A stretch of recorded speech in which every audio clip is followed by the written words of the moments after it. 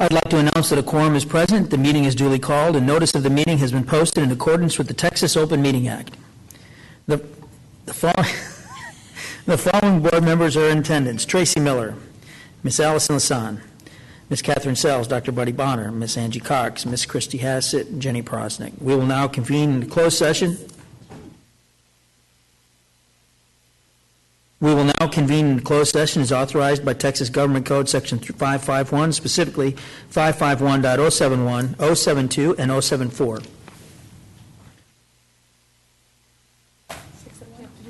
6:01.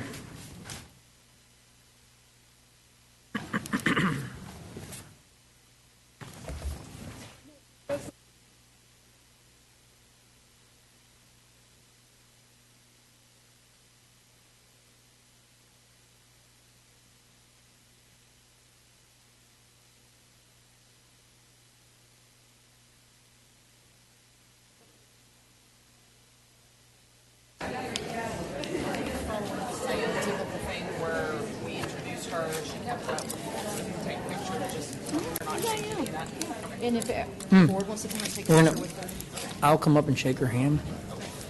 They do their little thing. Their little thing.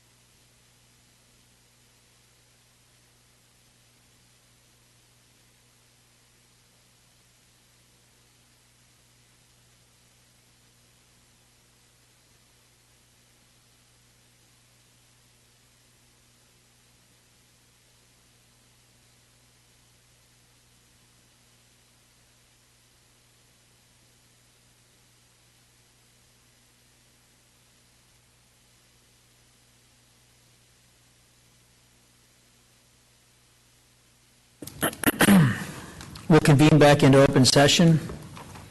The time is 7:11 p.m. Please join me in the Pledge of Allegiance and the Texas Pledge.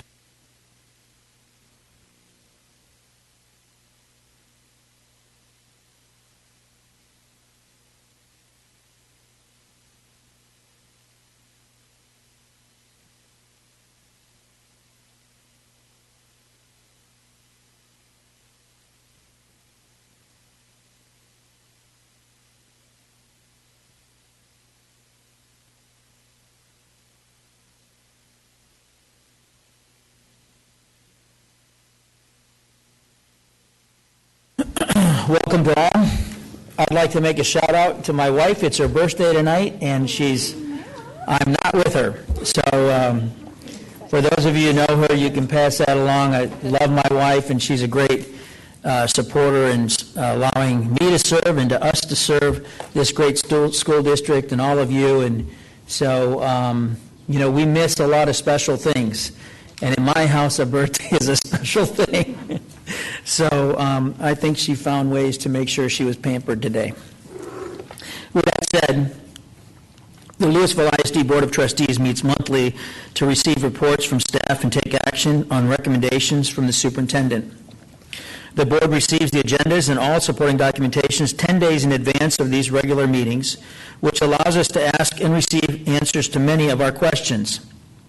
The board also meets in regularly scheduled workshops and work sessions where staff discussions and presentations are given for many of the agenda items. This protocol means lengthy discussion or litany of questions on every agenda item often is not necessary. And as a board, we should have appropriate knowledge and preparation for responses regarding and content of our meeting tonight. Furthermore, Furthermore, we ask all those in attendance conduct themselves respectfully at all times during the meeting. Any outbursts or disruptive behaviors may result in your removal from the board meeting.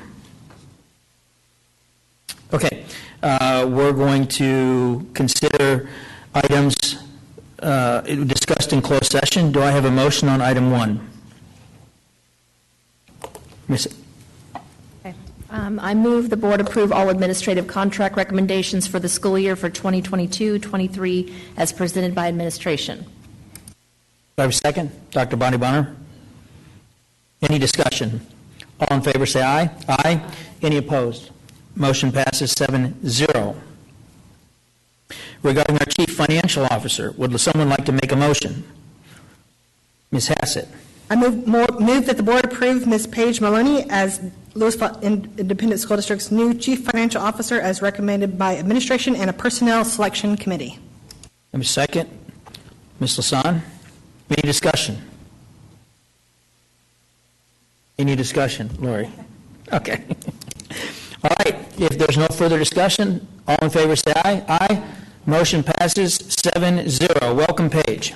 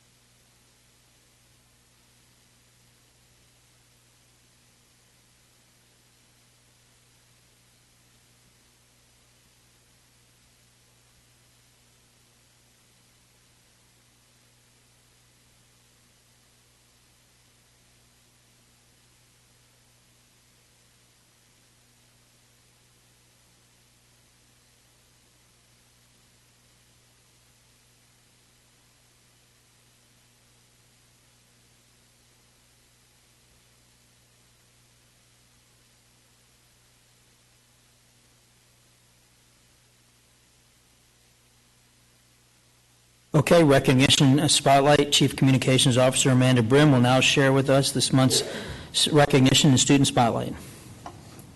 Lewisville ISD was well represented at the 2022 UIL State Swimming and Diving Meet in February. Flower Mound High School senior Julia Wozniak claimed the 200-yard individual medley championship title and took second place in the 100-yard backstroke. Fellow teammate FMHS junior Helena Panchi Shin earned third place in the 100-yard backstroke. Both student athletes were also regional champs in their respective categories. Not only is Marcus High School freshman Paul Hong a regional champion, but he also earned third place in 1 meter diving at state, shattering the school's record by more than 20 points. And from the Colony High School, senior Caleb Iqbal claimed third place in the 100-yard freestyle and broke 6 team records this school year. Congratulations to these amazing student athletes.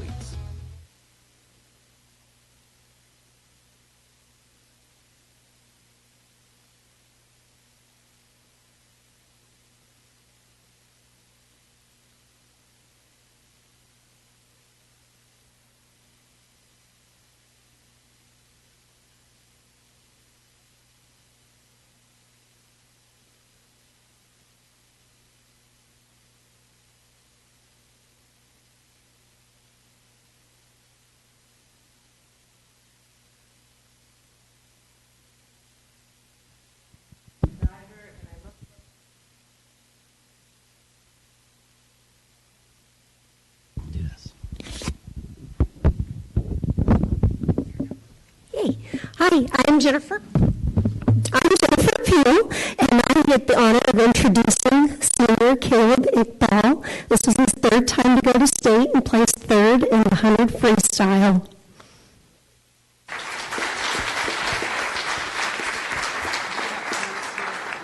Yes. Can the parents please stand up?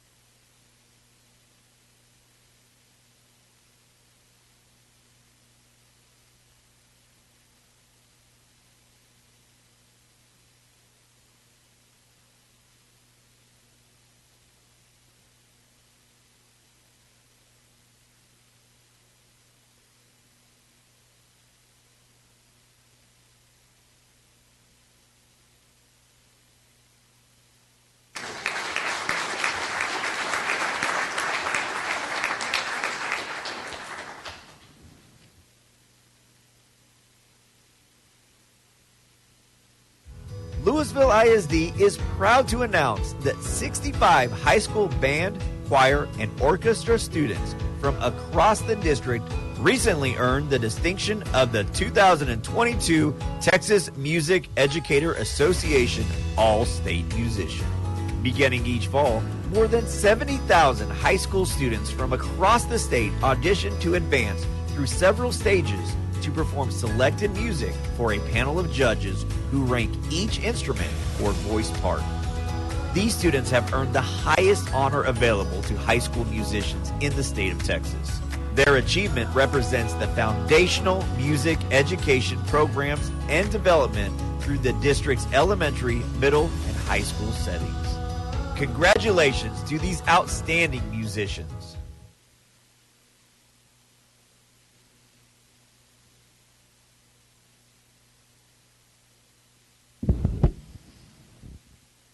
I think that's my cue.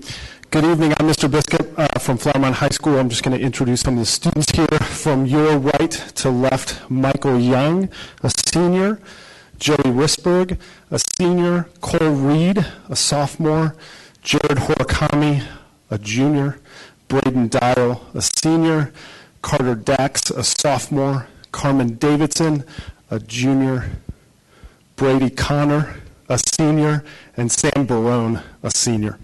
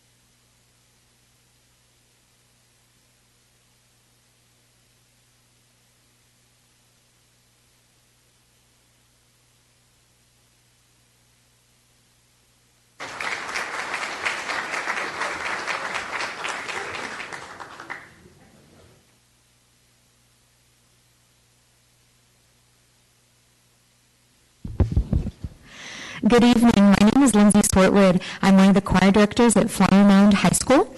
We have 1 out of our 7 students here with us tonight. This is Brighton Harris. She's a sophomore at Flower Mound High School. We had 2 other sophomores, Elena Hill and Sonia Sheff. And then we had 4 seniors, Anna Claire Arterberry, Akshay Kelkar, Cameron Kirby, and Sophia Campbell. Thank you. If Brighton's parents are here, you're welcome to come up and join for the picture.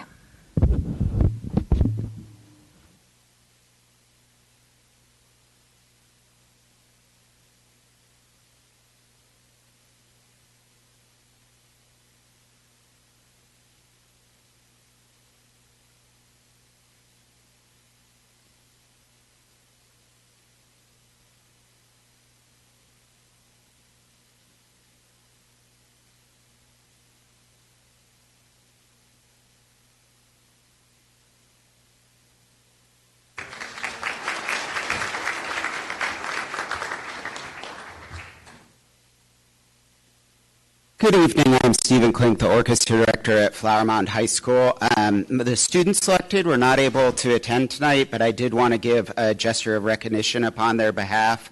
In the orchestra from Flower Mound High School, we had represented Manas Varma, viola, Sui Shimakawa, violin, Grant McHenry, cello, Jin Han, cello, Tae Han, bass, and Prescott Johnson, cello. Congrats to all of our All-Staters tonight.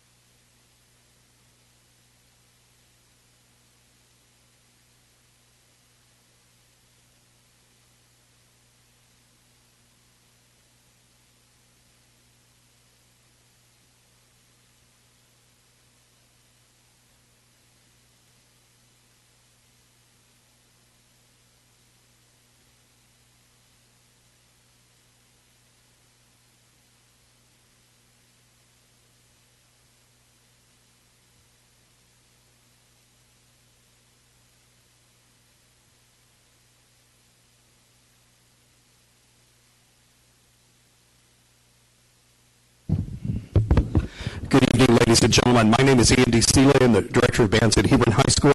These are our Hebron High School All-State Band students. We left about 4, or turned about 4 of them away on the way here, so they couldn't make it in time for this introduction. But we do have a great number of them here today, and we're extraordinarily proud of these kids. I want to introduce them from your left to your right. Anwar Awad, clarinet player, and he's a sophomore. Ian Boggs, trombone player, he's a senior. Parker Freeberg, he's a senior percussionist. Malik Hamza, a junior trombone player. Taylor Jones, a sophomore bass clarinet player. Miss Ryan Kaiser, a junior flute player.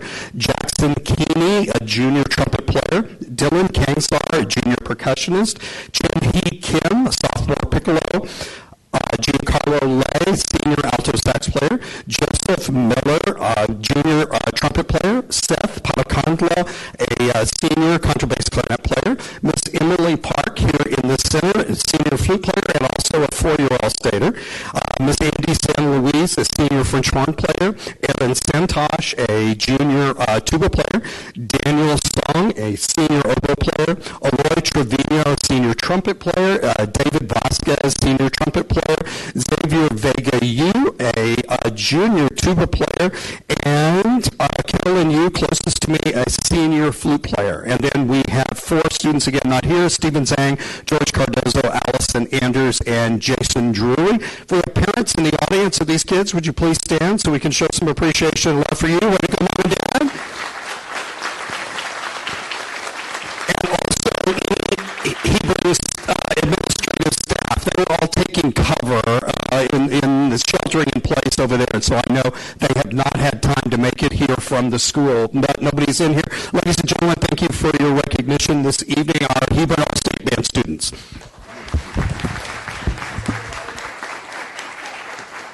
Hey.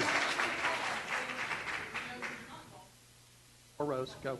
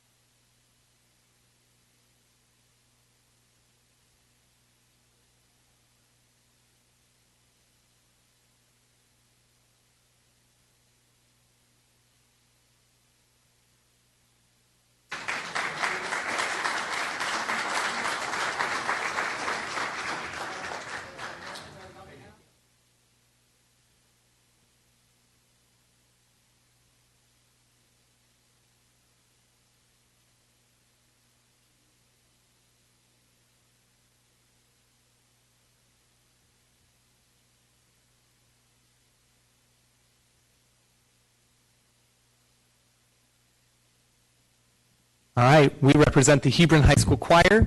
Starting on the far end, they went really far away from me, so I've got to like, all right, so on the far end is Quali Chapman, Jackson Fowers, Caitlin Johnson, Marissa Kuba, John Michael Mannon, Ella Masumbe, and Audrey Shin. And not with us tonight is Ana Garcia, who is our 8th. So, parents, do we have any parents, choir member parents? Thank you. Thank you for braving the storm.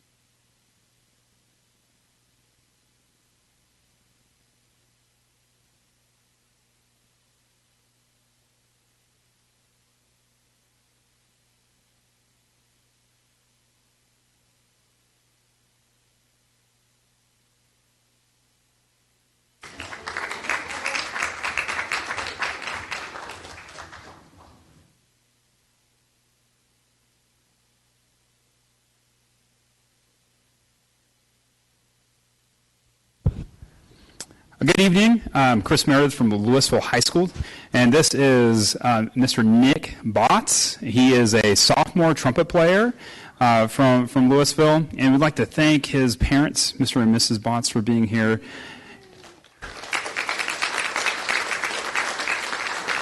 And also, we'd like to thank our awesome admin that we have at Lewisville High School, too, Mr. Jim Baker, and also at Killow, Miss Kendra Tyler. Thank you.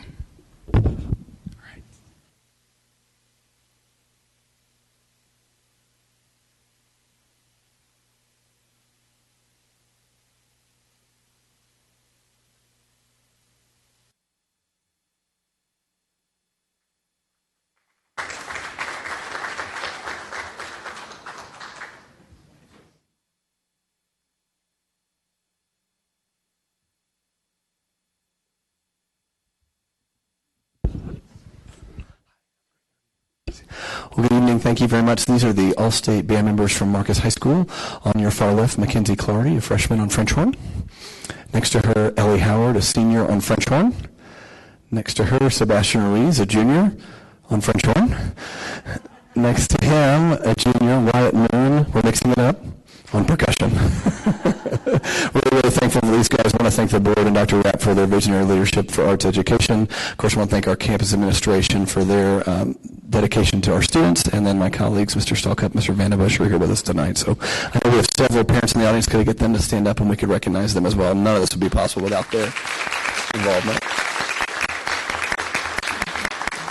Thank you.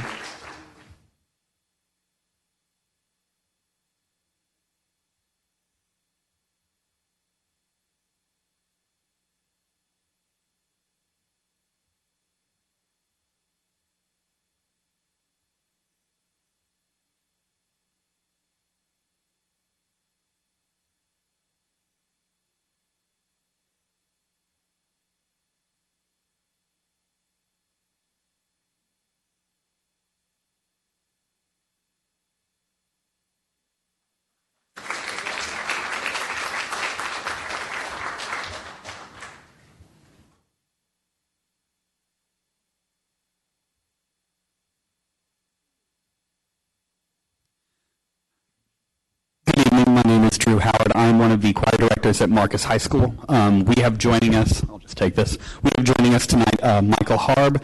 He is one of our bass twos that made the All-State tenor bass chorus. He is a senior this year. We want to thank Dr. Rapp as well as LISD School Board and our administration at Marcus High School as well for taking care of us. We have some parents in the audience, I believe, so if they want to stand and be recognized.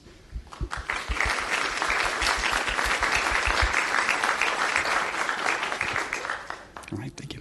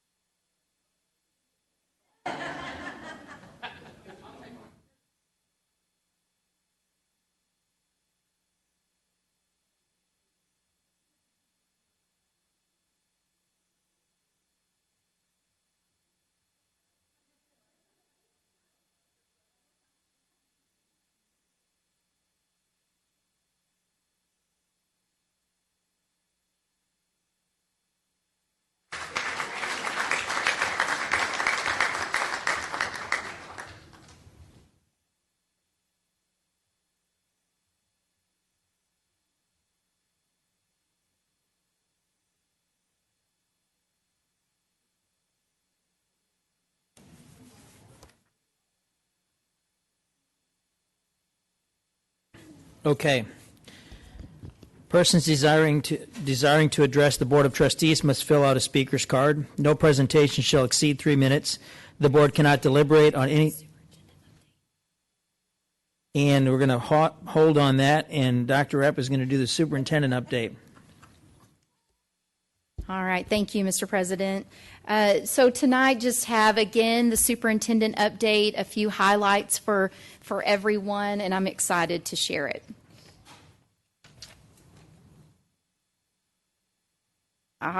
Sorry. Okay, want to provide first an update on the 100-day plan. So as I spoke about last month, we have a 100-day plan going that has been developed in collaboration with all of you and your feedback. And so it's been a busy time. It's been a wonderful time. It's just been the best. Well, I haven't reached 100 days yet, just for the record, but it's been the best month since last month. I've just enjoyed it so much. So we've had individual meetings with each of you and, of course, campus principals. Those are getting scheduled as I'm doing my campus visits. I have 12 campus and department staff meetings scheduled for March, and 38 of those visits are happening in April. So April's going to be a very busy month getting out to all the schools and the principals. I had student leader advisory meeting this month in March. I'll talk about that in a second.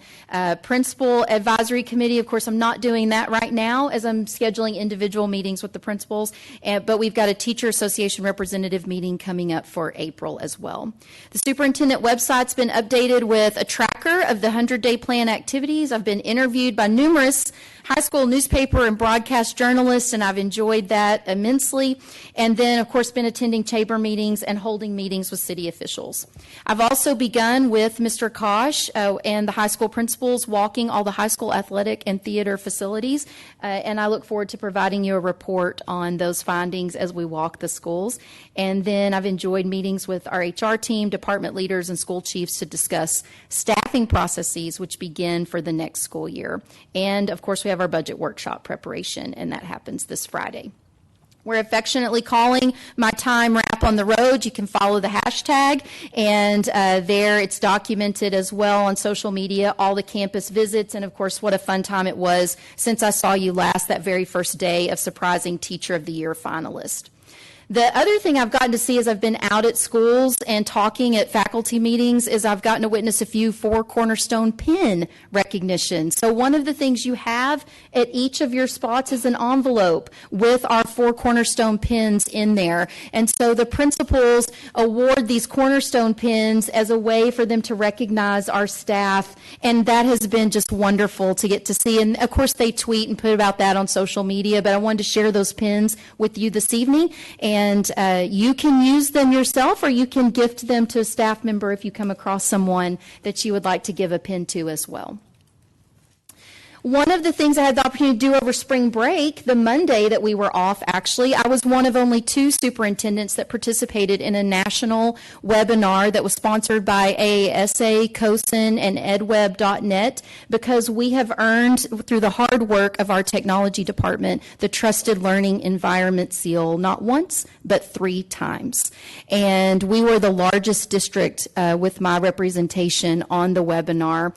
And one of the things they were interested to know is how do you earn that seal, and how do you really work to maintain student data privacy? There were many people that attended the webinar that had numerous questions about how we accomplished that, and I was very proud to represent our technology team and the great work of our district, and we'll be putting more information out about that in my community newsletter that will go out this week. Additionally, we had our high schools that just were competing in the one-act play performances. The Colony finished first in 5A District 10 competition, and they are advancing to by district. That is awesome, which will take place on Tuesday, so that happens tomorrow. Flower Mound finished first in 6A District 6 and will compete on Thursday, March 24th. Hebron finished in a tie for 3rd and will be an alternate for Thursday's competition. And Marcus High School received multiple individual awards, so we are all very proud and excited about our high school one-act play. We had not gotten a chance to recognize here that Memorial Elementary was named a National STEM School of Excellence. We had had said that should happen around January, and it did, and we look forward to celebrating with them soon that recognition. We still are the national leader in the number of schools and certified STEM instructors in our district, and we're very proud of that. Former team students. So this is just an amazing story. A boy by the name of Colin Spurlock, who's a sixth grader at Lamar Middle School, helped raise $2,000 for our Teams program. Spurlock attended Teams himself during his fifth grade year, and he learned at Teams how to conquer his complications due to anxiety, and he utilized a GoFundMe page because he wanted to do something to give back for Teams, and he credits them with saving his life. He intends for the funds to be used to purchase new PE equipment, new rewards for the school store, and lunches for the campus staff. If this generation of kids isn't making a difference and doesn't make you so happy, I just genuinely don't know what will. And we all know the good work that Teams does, and we're so proud of Colin and the money that he raised for that great staff there. We also recently held, of course, our HBCU College Fair at Marcus High School. It was well attended by nearly 200 high school students. We appreciate so much the leadership of our many staff members who put that together. Representatives and alumni from nearly 20 HBCUs took part in the event, and I just appreciate all of the hard work to make that happen. With Student Advisory this month, I always want to provide a little update about what we're talking about there. They're planning their annual Grandscape movie event. That happens March 31st. The funds will be given back to School Fair and Adopt an Angel program.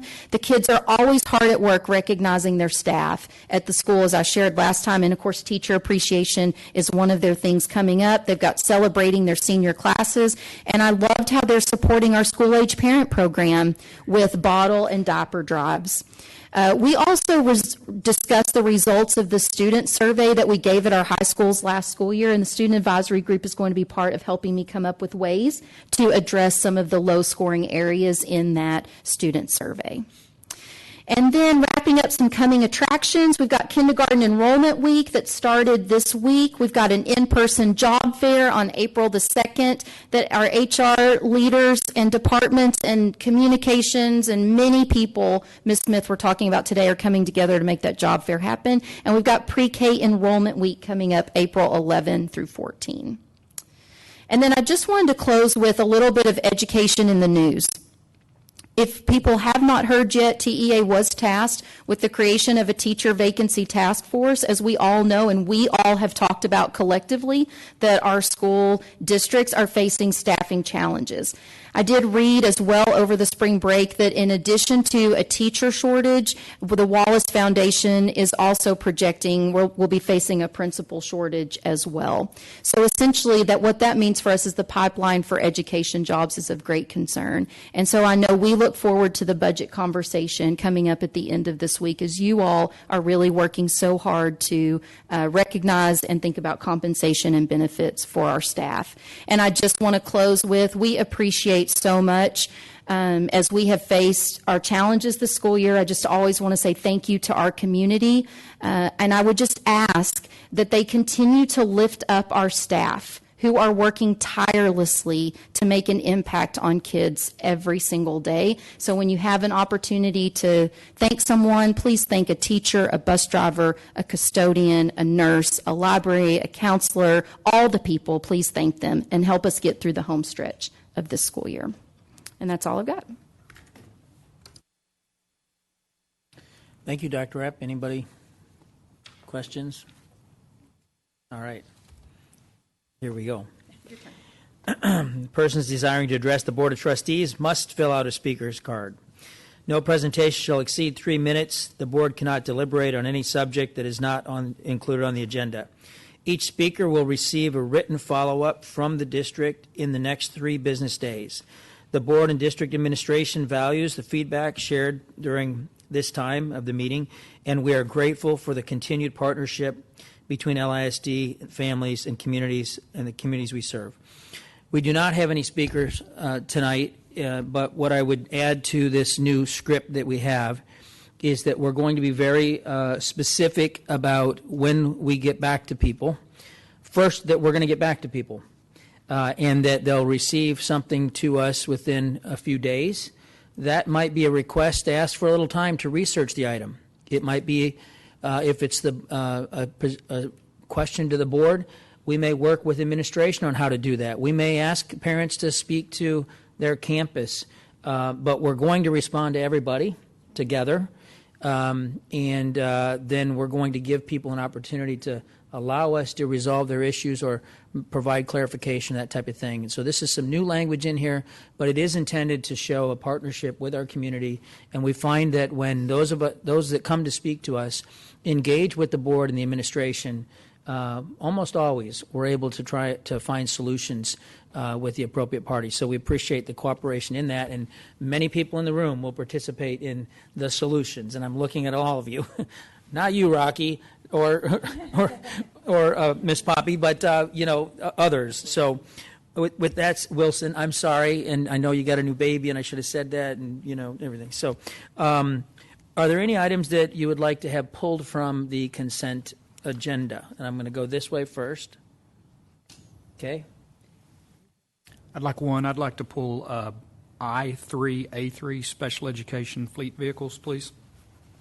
Okay, Dr. Bonner would like to pull I3A3. Do I have a motion on the consent items excluding that item? I move that the board approve the consent agenda items as recommended by administration, with the exception of the following items pulled for separate consideration. Item 1-3A3. I. Sorry. And would you like that to be a second, Ms. Prosnick? Okay. Ms. Prosnick will be a second. Any discussion on those items? All in favor say aye. Aye. Any opposed? Motion passes 7-0. Dr. Bonner.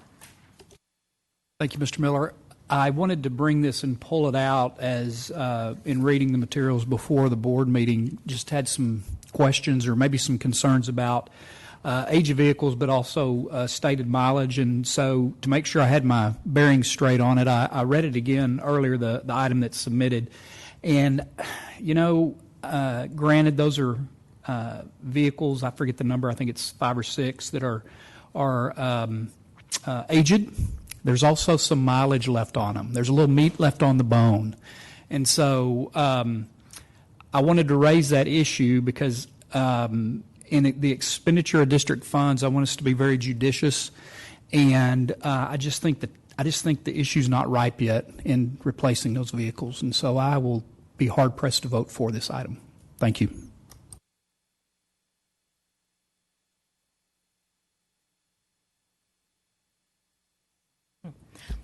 I would agree with you, Dr. Bonner, when you requested the mileage request. I think some of those don't need to be replaced, but some of those do need to be replaced. So, Dr. Rapp, my question would be, could we make an amendment to this motion where some of the vehicles could be purchased? Because it looks like we're going to be needing them. They're not just used for special education, they're used for other areas as well, if it's my understanding.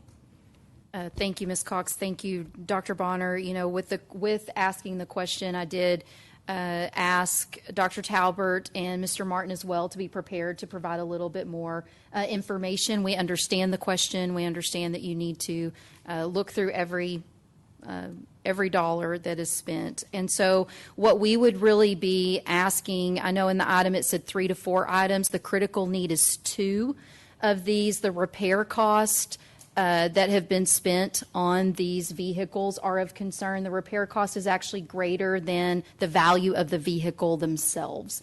And so we would offer that up for consideration. We already got the benefit of utilizing one of Safety and Security's vehicles in order to help with the vehicle that was not able to be fixed. So 2 would be the amendment that we would make to this document. And I would ask Dr. Talbert if you wouldn't mind coming to the podium just to share on the repairs. And then Mr. Martin, I don't know if you had anything else to share as well. Now, these old vehicles, there's 7 of them. And so I just wanted to speak that one of them couldn't pass inspection like 3 times. And so that's totally out of commission. And then we have 4 of these vehicles that are in the shop. And as they're in the shop, it takes approximately 4 weeks to get the repairs done. And so that's really displacing kids from their individual education programming for transition services.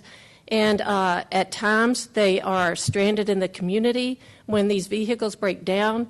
And then we have to have parents who bring them back to campuses. So it has been pretty problematic. I just wanted to speak to that because while they're not, the mileage isn't where you would expect, they're very old, and it's very problematic when they break down. And so those 4 of them have been used in, for those mobile WOW devices, even, during COVID shutdown. So we placed them in places where we were thinking, well, if they got stolen, the value was so low on them anyway.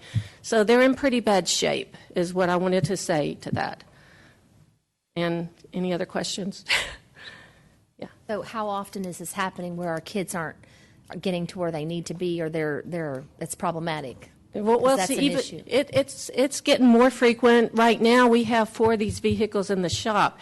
And so it's really impacting not only FOF students, but it's also impacting secondary life skills students on high school campuses. And so they're all having to adjust with 4 out of the 7 vehicles not running. And then, Dr. Rapp, do we get any credit for the vehicles? I mean, what do we do with the vehicles then if we get new ones? I mean, Mr. Martin, do you want to speak to the disposition of the vehicles? Oh, Jason, yes. Craig is punting to Jason, so let's. Mr. Hughes is excited to come on up and answer this question. Good evening. So once the vehicles are determined to be at the end of their useful life and no anybody else can use them, then those go to the district's auction.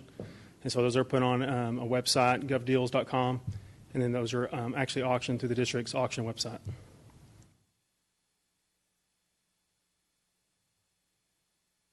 Mr. Hughes, much like we do with the facilities report for buildings, do we do that for our vehicles as well with their maintenance? Do you know what I mean? So we could, I won't lie, so we could see this coming a little bit better. We do. Each department who has their own fleet kind of manages their own fleet vehicles. And so we, as facilities, we have probably the largest white fleet, if you will. And so we do have I would say an algorithm built that looks at the mileage, the age of the vehicle, the amount of repairs. It helps us to kind of forecast what our needs are going to be. We could certainly help special ed with that. I want to understand. So each department manages it themselves. Your department does not manage all of it. That's correct. Okay.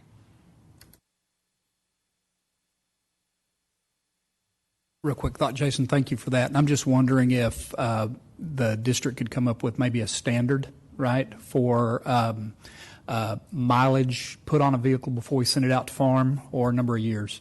Because in this case, there's a couple of big vans, which I think is part of the desire to get some larger vehicles, and that makes sense, that have more mileage than some of the smaller vehicles and older. And it almost seems like we loaded those up, and now they are worn out when we've got other aged vehicles that we can't use. So maybe that's something to think about. And then additionally, maybe someone like the facilities department with the greatest number of vehicles in the inventory could be responsible for standardizing the service among all district inventory. So just another thing for you to think about. And I don't have a question in there, so thank you. Well, and I think, Dr. Bonner, because for me, it's a matter of, and we've all had them. I've had a Honda that went 200,000 plus miles, and I've had a Chevy that I want to get, that at 60,000 miles I was ready to get rid of because screws were falling out of it as I was driving it down the road. And so I think more than mileage, I would love to see something that records number of maintenance issues with it, because it could be a Honda that's a limit. It could be, and I'm not putting any make of a car throwing them under the bus per se, but at the same time, I think that we could come up with a better system than just as miles to determine that, because some of the vehicles we buy, they retain their value more. So it makes sense to continue to repair while they're retaining their value. But I would imagine that some of the vehicles we buy, they kind of take a nosedive pretty quickly. And so it's a give and take, determining on the type of vehicle, the make of the vehicle, the miles driven per year. But I will tell you, I'm a frequent flyer over at FOF. And I am purchasing items and seeing the kids, and it concerns me when we've had students that are making, this is something we're trying to teach them a skill, and they were out delivering and it broke down. And we had to have personal vehicles come and get those students to get them back to their homes or back to the school or wherever.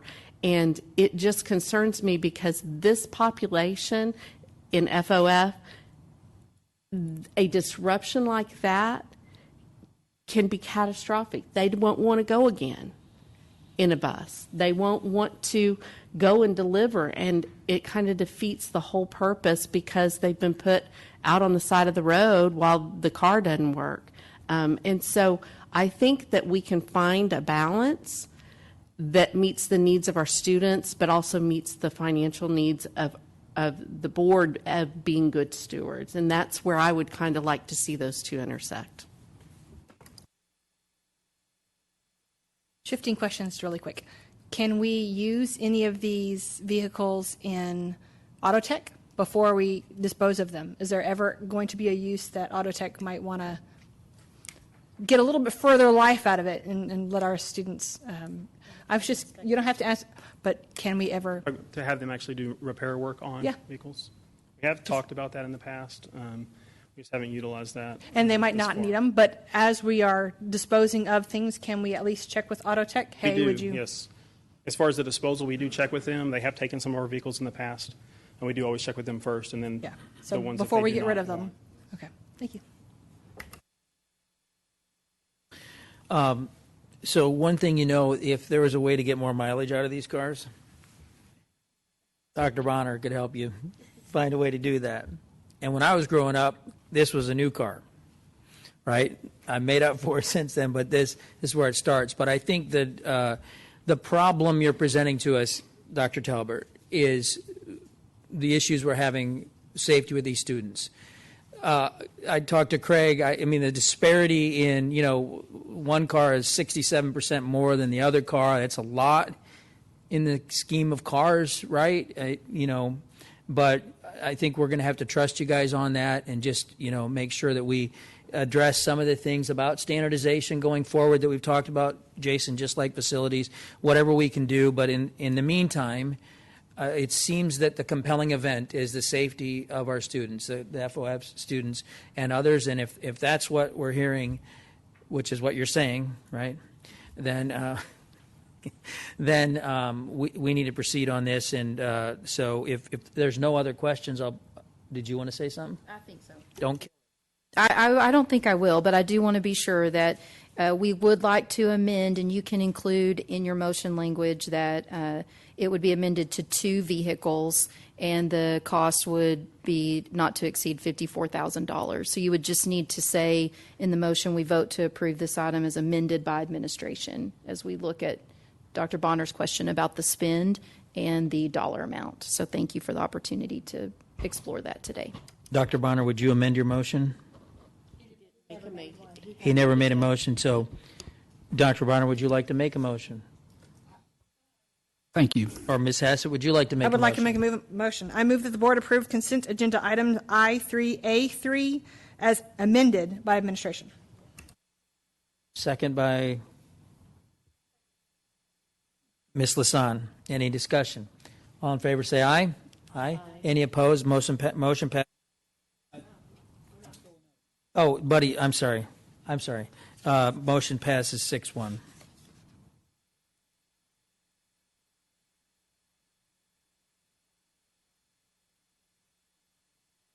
Okay.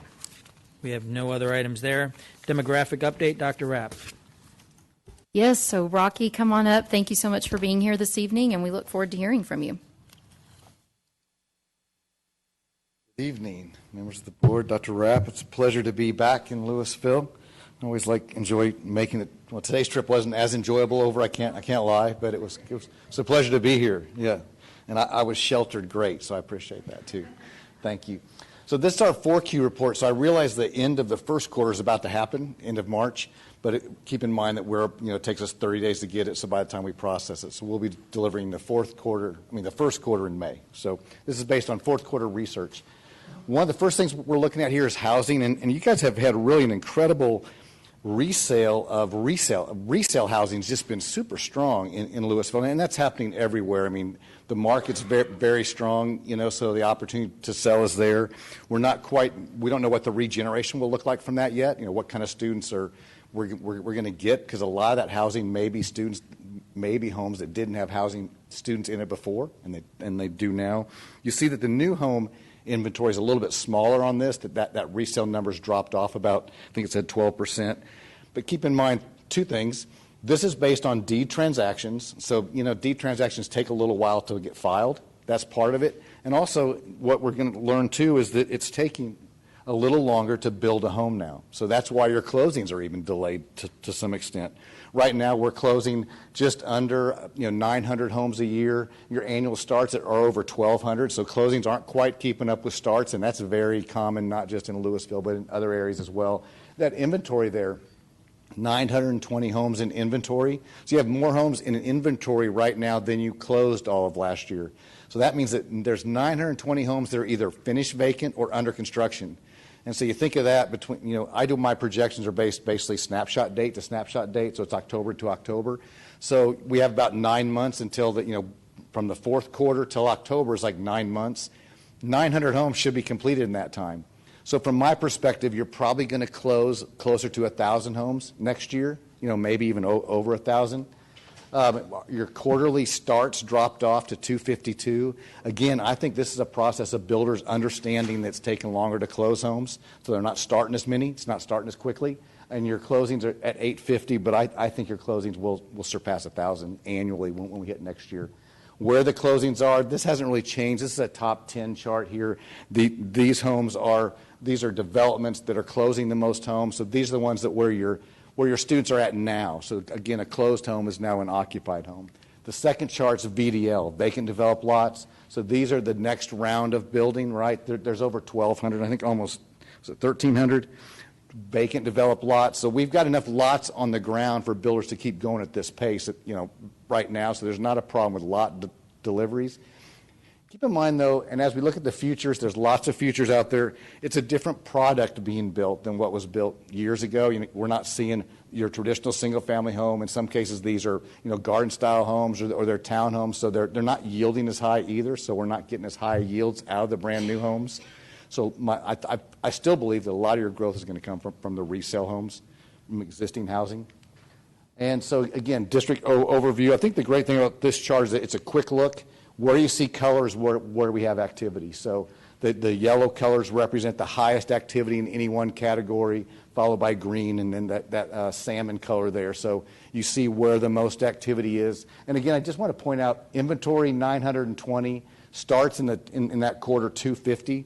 So combined, that's well over 1,000 homes that I think could be complete by October, given current trends. I mean, a 3 to 4 month home is now a 6 to 8 month home, unfortunately, and I don't see that changing anytime soon. Where the home distributions are, this is a chart that we bring every time. So again, we've got 60 actively building subdivisions. So there's a lot of subdivisions that we're tracking. I show the top 10s. A lot of these are small, but we're tracking. We're tracking 60. Over 1,500 lots. There's plenty of lots there to build on. And you see groundwork underway. That's the next round of vacant developed lots. So about 288 lots are being developed right now. Some are going to move quicker than others. And then these are just a few of these. Spink Roads track that we have some 132 future lots you can see here. We've got Dixon Park, Wyburn, 113 futures. And so these are all areas where the next round of growth is going to come from. Again, development plan was approved. Until they start moving dirt, we probably have a little bit of time before we're going to see any students. And then we got multifamily. So, of course, under construction, the little purple areas are where your multifamily is under construction.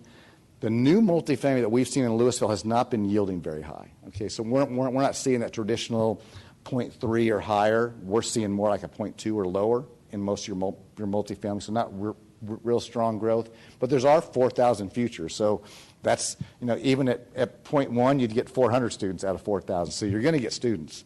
It's just a much lower yield.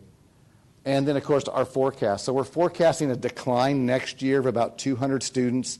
I know I do this every time, just kind of a reminder. We're forecasting growth in Lewisville ISD. The challenge is it's a numbers game. Your 12th grade class is significantly larger than your incoming kindergarten class. And until those classes kind of come together, we're not going to see real growth. And so that's it's at 800 students, about 800 student difference between 12th grade and kindergarten. We're losing 200, so we're growing the district over 600 students. And 600 students on about 1,000 homes, that's about a 0.6 yield. That's a pretty standard yield. It's actually fairly high. But I think we're going to see that pretty standard going forward until either kindergarten makes a comeback. That's kind of a funny sound, but it's birth rates. I mean, in 2020, we had 10,000 less births in Texas than we did the previous year. So we're going to see a decline in kindergarten, not just in Lewisville, but in Texas. And we got some campus, I know that's kind of small to read. Bluebonnet's one campus that continues to be pretty tight. We've talked about it before, opportunities, whether there's opportunity to make a change, but I think it's going to settle in there. We've got a couple other that are just going to be a little tighter when we're out 5 years. But 5 years, the 5 to 10-year window is one I'm not as confident in. You can think about that trend too. And so we don't know how things could change when we get out there. We have your middle school trends, and of course high school. Flower Mound 9th grade campus is always high. It just continues to be at capacity or pretty close to it. So with that, again, home sales within the ISD were up significantly. I think this year was a record number of resale homes based on deed transactions. So that's pretty impressive. We've got lots of active subdivisions right now. 1,550 future lots, groundwork underway. Again, we think you're going to settle in that 48 to 49,000 right now is the number we're looking at in that next 5 to 10 years. Buzz through that, but I'm happy to take questions or all got. Thank you. Thank you very much for the presentation. So the current ones that have been turning over, the current housing, when will you know the yield? Because you're wondering if it might be a little higher. Well, what we can do is pull those deed transactions, and we can run a look at the most current geocode. The thing is, that was from September, so our deed transactions are going to trail a little bit. So next year will be a better, but we can actually look specifically at those homes, and that would probably be something.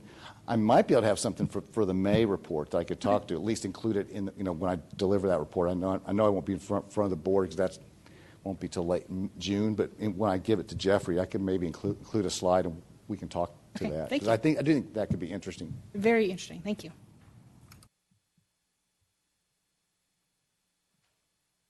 Mr. Gardner, thank you as always. It's a great presentation. Wish the numbers were going up a little bit, but it's an expensive place to live right now, as most everyone here knows, and so we'll see what happens as things settle down. But thank you as always for the detail in the presentation. It's always good to see you too, by the way, and have you here. Thank you.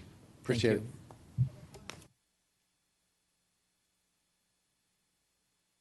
Okay, Dr. Rapp, Communities and Schools in North Texas, or should I say, Ms. Wilson? Yes, we're so pleased to have Ann with us this evening to provide a Communities and Schools update. And I think it's been a couple of years since we've done this, and so we felt like it was time, and I look forward to her sharing the information with you all. Dr. Rapp, Mr. Miller, and trustees, thank you for the opportunity to come and share just a little update on our partnership and a glimpse at the growth and the work that we're doing together for the benefit of our students. So just as a reminder, and Ms. Progden will do it together, our mission at Communities and Schools is to surround students with a community of support, empowering them to stay in school and achieve in life. For those of you who don't know, Jenny is always very good at making sure that we do that together. It helps me remember. This is just a visualization of our model of case management.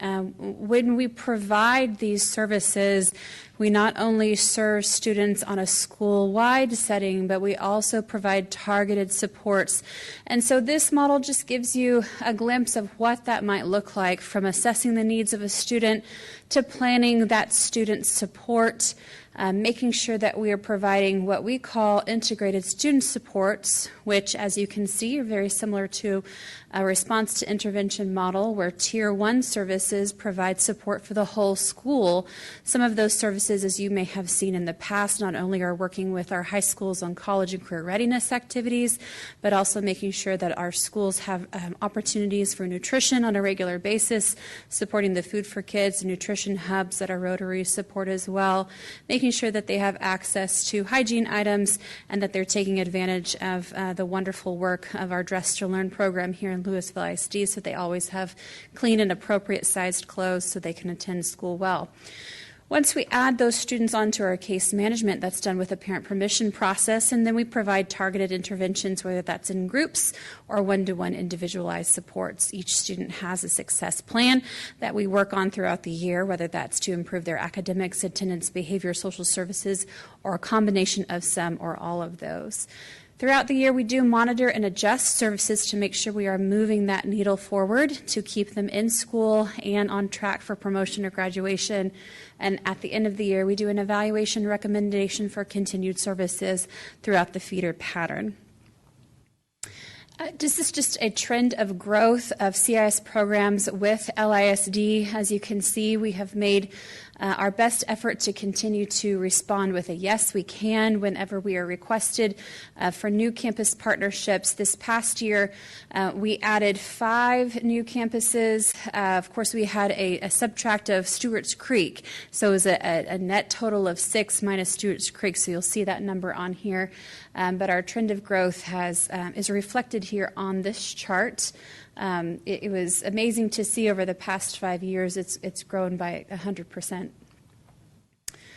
We do break down our services in ways that are easy for us to category, but also provide some light on what are we doing in those services with kids. And so this chart provides a little bit of insight into that. We do our school year totals every year. We send those to the TEA for certification. And you can see as of last school year, 40% of our work was focused on health and human services, as you can imagine, with the height of the pandemic stretching over that time period. And then also supportive guidance, which that second largest blue triangle there. It was a traumatic year, continues to be a traumatic year for students and their families. And so continuing to make sure that those services are provided. Other services include, of course, parent and family engagement, college and career readiness, enrichment, academic support, and then case maintenance activities. Those hours of services are gathered towards the end of the year, and then we're providing those to you as totals at the bottom.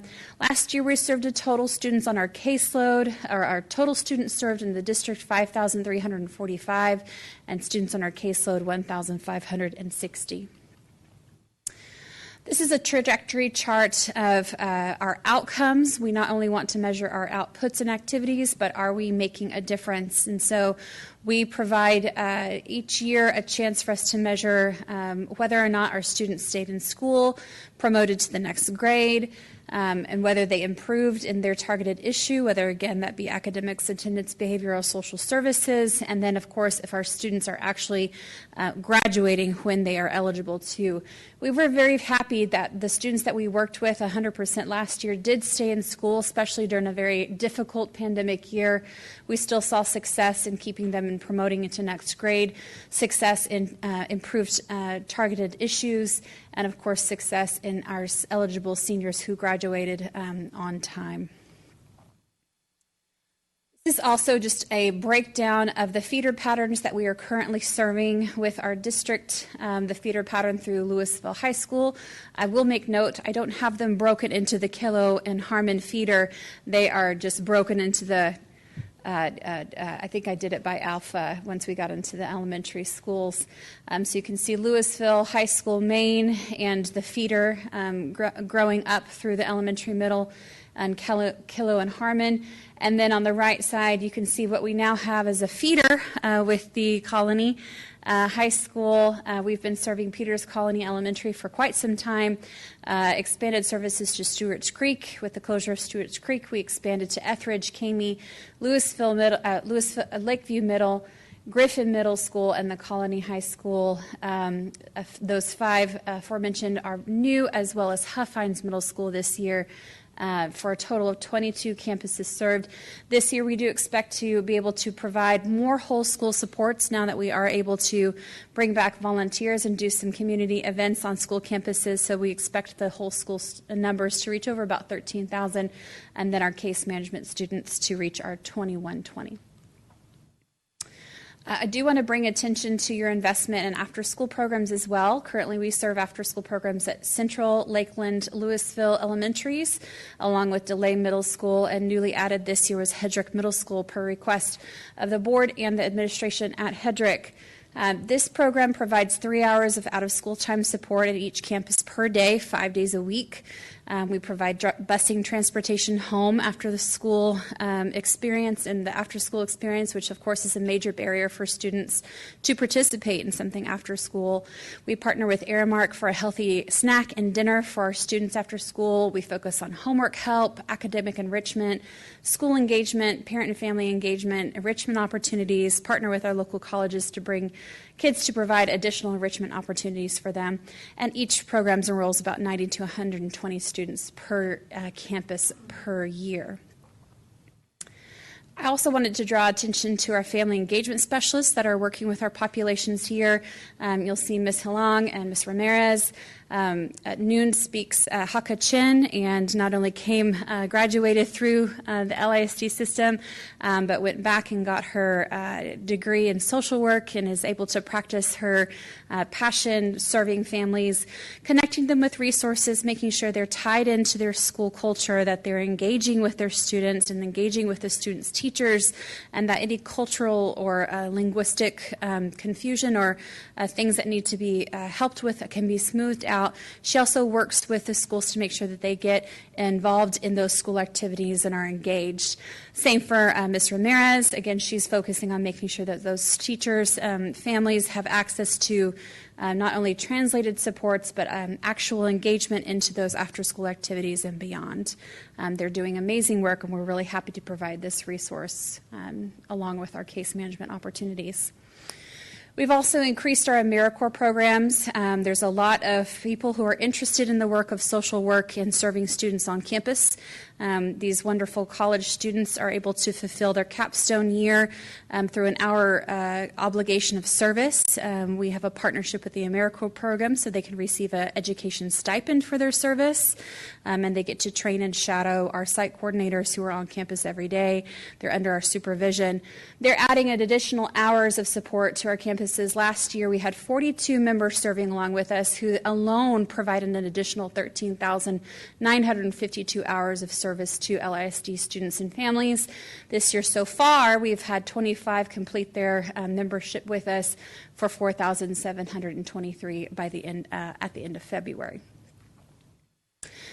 We are still working with volunteers despite any mitigation for COVID.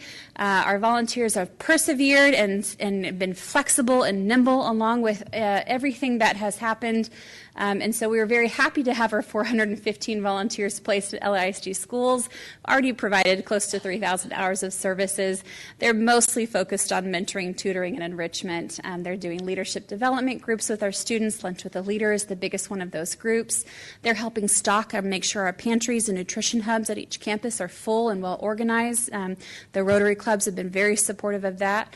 Our Breakfast Buddies is a very popular program with LHS Stuco students who come and read and have breakfast with our elementary kids at Mill Street and Central, and then academic coaching, which is also something that we have a great partnership with our local universities on. I did want to leave you with a quick story with a volunteer experience. AC is a student here at Hedrick Middle School who was referred to CIS after his father passed away, and he was dealing with some trauma and remorse and grief. Katie Ortiz is our site coordinator at Hedrick Middle School, who matched AC with a community volunteer, Mr. David. Ms. Ortiz shared that when AC first heard that someone named Mr. David would be his mentor, he gave a huge smile and said, "That was my dad's name." So AC now looks forward to the meeting with Mr. David. They're building a trusting relationship together while AC is at school. The relationship will be able to last for as long as he's here at the LISD program, middle and high school, thanks to the programs at Hedrick, Lewisville, Harmon, Kilo, and main campuses, providing that continuum through graduation. This is just one example of how caring collaboration mixed with community support can positively impact a student's life. That is all I have for a presentation and update for you today. Feel free to answer any questions if you'd like. Thank you very much, Ann. Ms. Brosnick, or Ms. Cox. Well, first I want to congratulate you on your grant you recently received. Thank you. We were I'm very, very excited for you, and I can't wait to see how you guys utilize that for future programs for you. But the second thing is I just want to give kudos to you, Ann. I look at your leadership and your vision you've had for this organization and just how you have flourished and made an impact on the lives of so many. I'm so proud of you, and CIS is so blessed to have someone like yourself leading that. So I just wanted to give a big shout out to you because it's amazing. Every time you make a report, the numbers continue to go up. And that's under your leadership. So congratulations. My question, though, for you is on the family engagement specialist. Yes. You know, I think all of the group up here mentors, many of the people in the audience mentors the kids, but it starts at home. So what will the role of these two ladies be doing and the impact that it will be making for families? So they've been actually working with us for quite some time. Oneida has been with us for, I think this is her 4th year. She focuses on the families who are involved with the after-school program. She makes sure that they are doing some sort of engagement with the school. So one thing that's really important for that after-school piece is to have a parent engaged in their students' academic progress. So monthly, those programs are hosting something for parents to engage with, whether that's a holiday event or an informative event. Most of the parents who complete the surveys for parent engagement want some sort of literacy or computer knowledge or parenting support. So she organizes, along with the site coordinators, those events and then makes sure to build those relationships with parents, encouraging them to participate and making sure that any kind of translation barriers are softened with that. Noon has been working specifically with the Chin community for 2 years. This is her 2nd year. And she's also not only encouraging the students' families to engage during the school day, but she's also providing a lot of resource and referral since COVID hit. And so a lot of the translation and language information, whether that was for testing or opportunities for PPE or even just talking through families who are mourning the loss of a loved one, she's able to provide those resources. She herself is a social worker, so she's able to serve them, but also making sure they're plugging in and engaging in their school. Both of these positions are focused on engagement with the school. So whether that's collaborating with what's happening on campus already and taking down any cultural or language barriers, she's working on that piece. But both are focused on that key element of a student will perform better and do better if their parents can be a part of that team with their teachers. Thank you very much for the presentation. Wonderful as always. And thank you for your help with all of our students. It's definitely been needed as our needs have grown over the years, as you have indicated, but we desperately appreciate all the help that you have. I was just wondering, do you have similar employment concerns that we're having with your site coordinators and social workers? Are you seeing that? I hadn't thought to ask that until now. So, you know, our turnover really hasn't shown a lot of difference since COVID hit. We see our pipeline for hiring really reflected in our AmeriCorps interest. And so a lot of our new hires actually pulled from that pool. who complete their time with us. It's a great way to kind of do on-the-job evaluation and to do some training.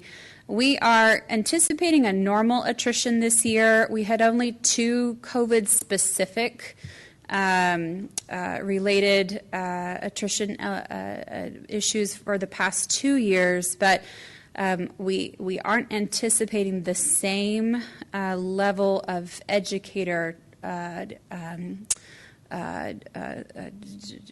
issues that we are seeing with a social work degree.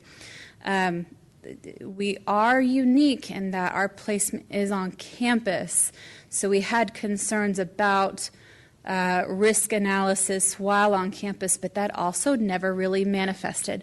I think people who want to give their heart and time to serving others will do it no matter what, just like our teachers do. Just a quick comment, and thank you for the presentation, Anne. It's great. It's always good to hear from you guys. And just public service announcement, your events that you attend that we all have are fun, and they're fundraisers, and so I always encourage that.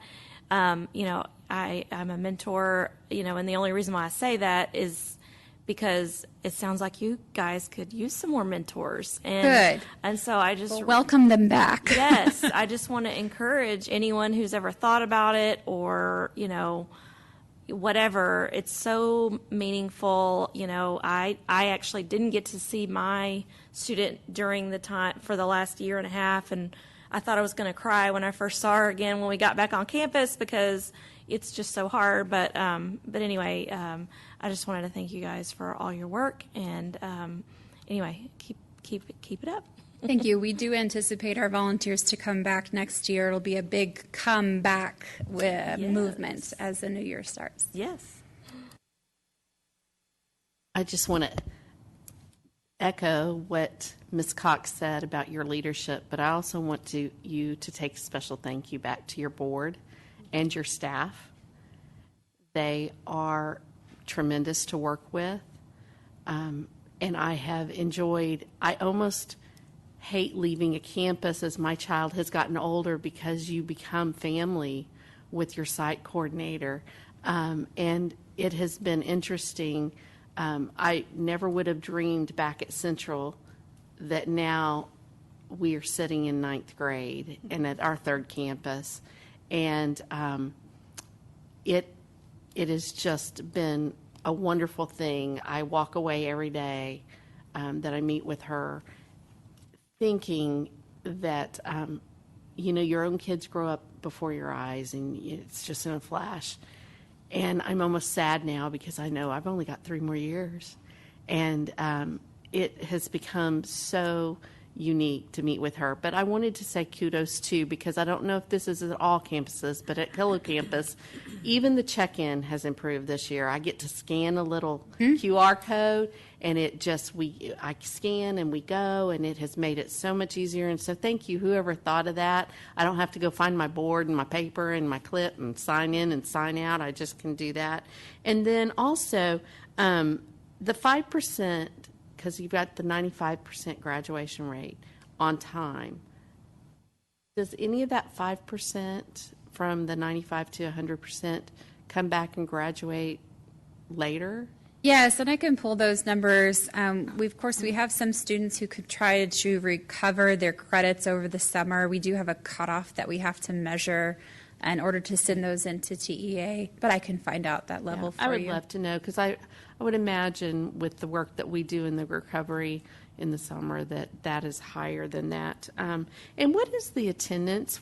Is there a requirement for them to be a part of the after-school program?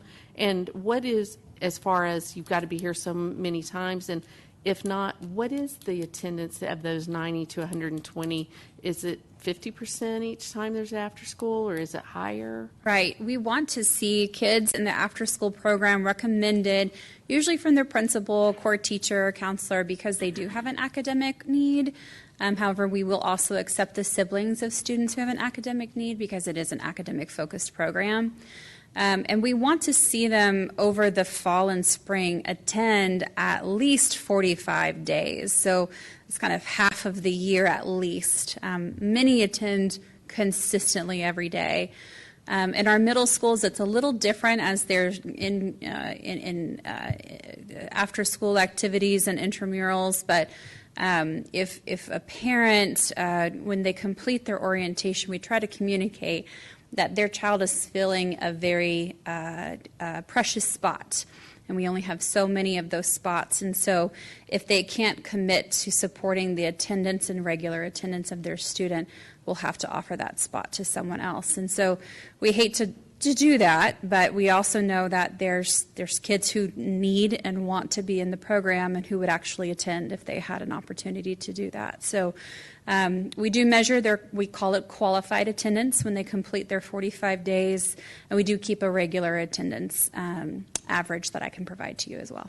Perfect. I love that. And then just once again, volunteer needs. There's always volunteers needed across the board, and to be a mentor to a kid will change your life.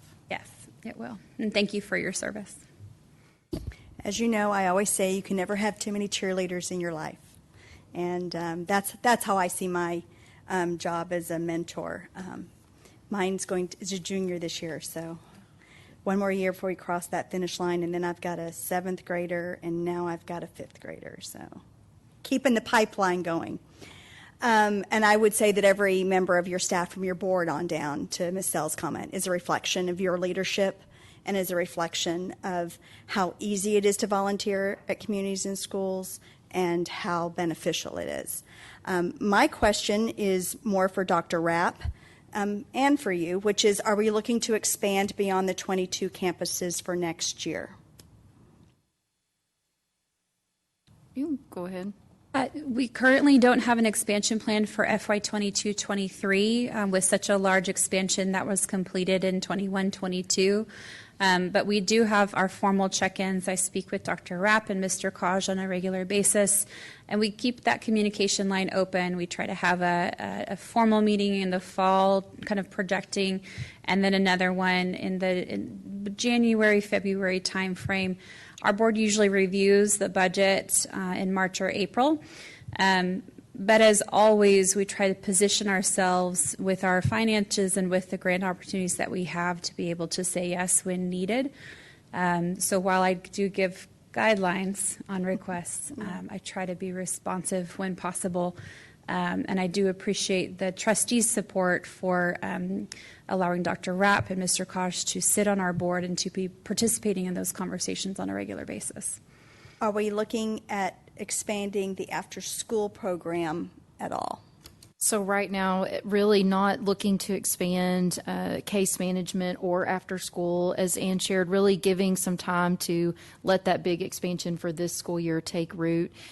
We did fund with ESSER 2 of the case manager from Lakeview and the Colony, and then also the after-school Hedrick program. So we would need to revisit some funding sustainability. Right, because that's only good for 2 years. That's right. Ann, thank you as always. You know it's special to me that you saw in a young man in college some special gifts, and he turned 26 last week. Yes, that's crazy. That's always been special. You know, I think it's unfortunate sometimes, like tonight, although there was a storm, I think we have 3 guests that may not work for the district in the room, and the work that you do addresses a lot of important things that are discussed in the culture wars. The student you talked about tonight is a young man who lost his father. I assume that young man has some social issues, some emotional issues. And for that young man to be able to learn, we have to provide some type of infrastructure for him to be able to be comfortable to say, I'm ready to learn. Because as Dr. Rapp has said, if kids are hungry, tired, sick, scared, or don't come to school, we can't educate them. Or if they're at school and thinking about what's it like because dad's not here, we can't educate them. And this is an essential part of what we do, that the social emotional elements of what happens with a child, we have to address those so the kids can learn. And that's ultimately what our job is. And so the role you play is a very important role. I know we do some extra things like do your payroll and stuff like that where we spend some extra money, but it's worth it to us. And thank you to all of your team It's been a tough couple years, I'm sure, to try and navigate through this, and appreciate you and your growing family and all that you're doing for LISD. So thank you very much. Thank you so much, and thank you for your words, and I will definitely relay that to my team. We would be nothing without the board leadership and the amazing team that we have, and especially our site coordinators. And so the partnership we have with Lewisville is precious to us, and we appreciate being partners with you and guests on campus and the work we get to do together. So thank you very much. Thank you. Dr. Rapp, gifted and talented. All right. So Ms. Gall's going to come up. Since you all saw a gifted and talented update, it's also been a couple of years. The pandemic interrupted our flow a little bit on coming before you. And we have 2 new faces with GT that we want you to meet. Our leadership has turned over. You're going to recognize them. Yeah. It's okay. Yeah. So thank you, President Miller, Board of Trustees, Dr. Rapp, for allowing us to present an update on our GT Gifted and Talented Services. Kobe Stringer is our elementary GT administrator. He's transitioned very smoothly from his language arts role into this role. And then Tammy Williams is our advanced academics administrator.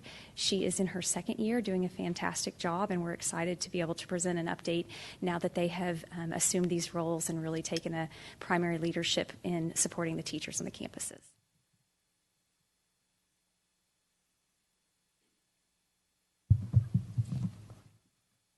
Good evening.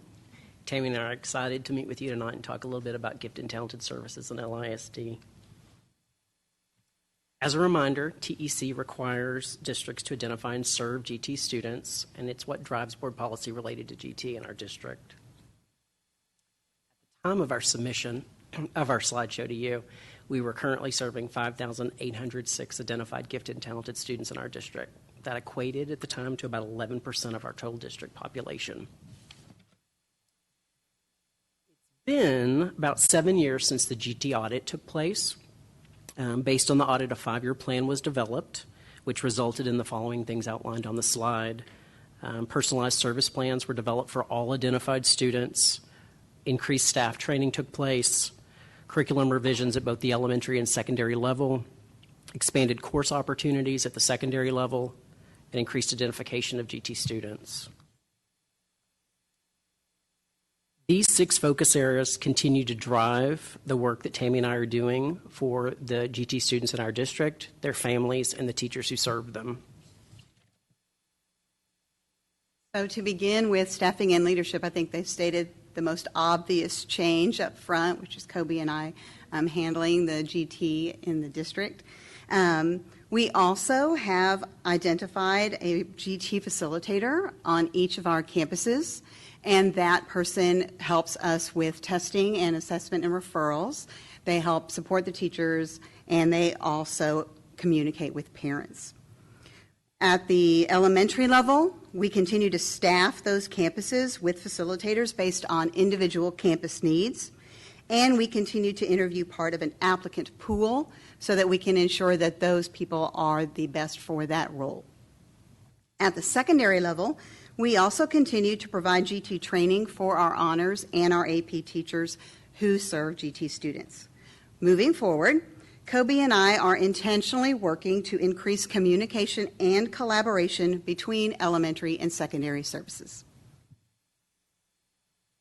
In terms of curriculum, we continue to refine and revise our scope and sequence.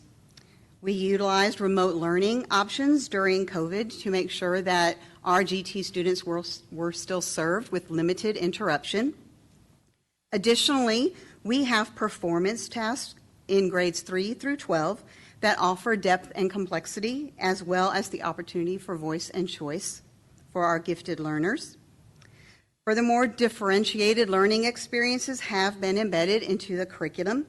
In middle school ELAR or LEAP, the GT needs are met by building the students' individual GT capacities.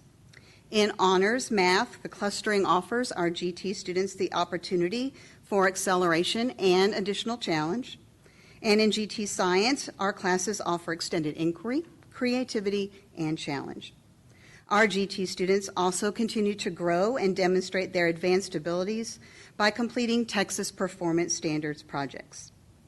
Moving forward, We will continue to support our GT and cluster teachers with differentiating curriculum for their GT learners, and we're exploring ways to bridge elementary to secondary services. Students with gifts and talents are sitting in classrooms across our entire district, and they come from all racial, ethnic, and cultural populations and economic strata. Based on the previous audit, we are continually monitoring demographics across the board, specifically our placement numbers of students based on ethnicity, economic disadvantages, and also English language learners. The next few slides are going to outline some current data related to district demographics and our plans moving forward. Now, this data shows the current breakdown of students by ethnicity for all students in the district when compared to those students identified for gifted and talented services.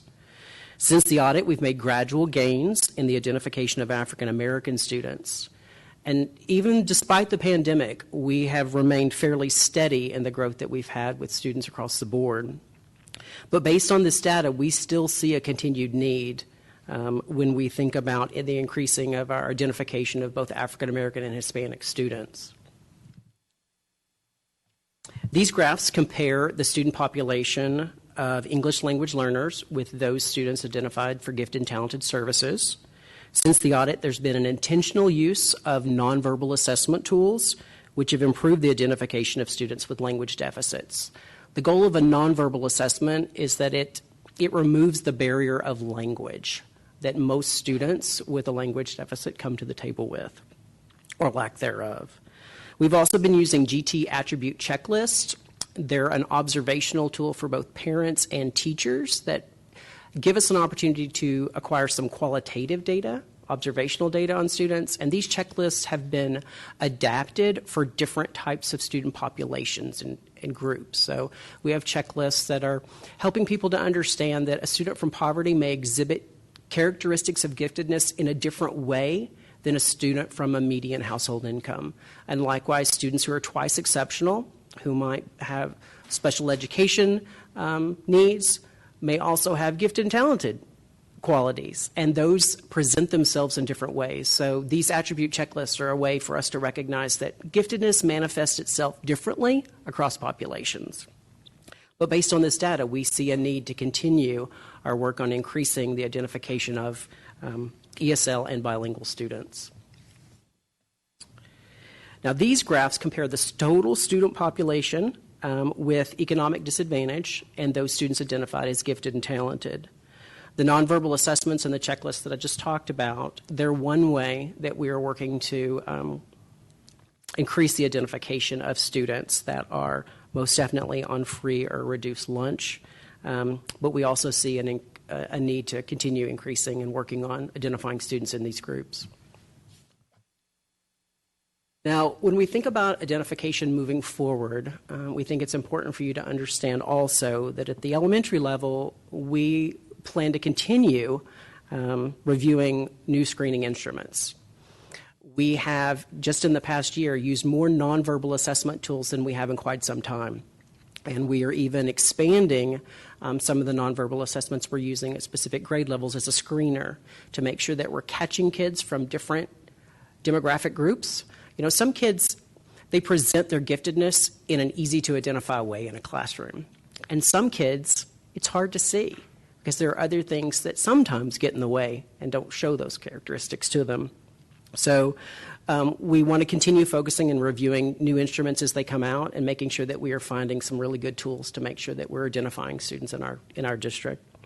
We also would like to continue the work that we've done with staff training and really bolstering the knowledge base of a teacher in recognizing giftedness in specifically these subgroups and understanding that those characteristics just, they manifest themselves differently according to populations.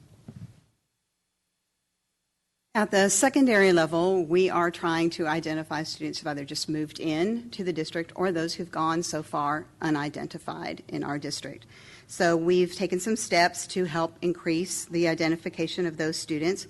One thing we did was revise the secondary referral process for parents and staff So parents now can go to the LISD GT webpage, and there is a link to a form that they complete.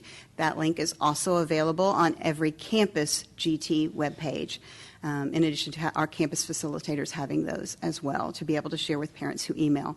Our staff also have a link that is available on their Campus to a form that they fill out. All of these referrals are processed through the Office of Secondary Advanced Academics. So they all come through me, and I process them and get the information back out to campuses. So I'm receiving all of those referrals. Staff members are also, we've worked on training our campus selection committees and our district selection committee for calibration across placement. So we know that we're all looking at those GT profiles in the exact same way and that we're very consistent with our placement decisions across the board. We have also worked on training the staff to recognize those traits of giftedness, in particular at the secondary level. We're trying to help teachers notice the student who may be displaying gifted attributes, but who also may be underachieving at this point because they have not been receiving gifted services. We've also added a new middle school observation inventory.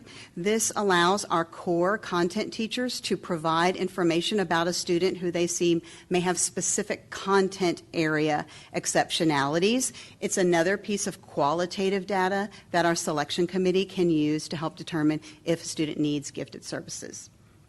And we also have initiated, for those checklists that the teachers fill out, at the secondary level, there is a mandatory minimum 3-week observation periods. We ask the teachers to intentionally provide students opportunities to showcase those GT attributes if they have them, and then they observe the students for a minimum of 3 weeks before filling out that form and turning it in to us for the profile.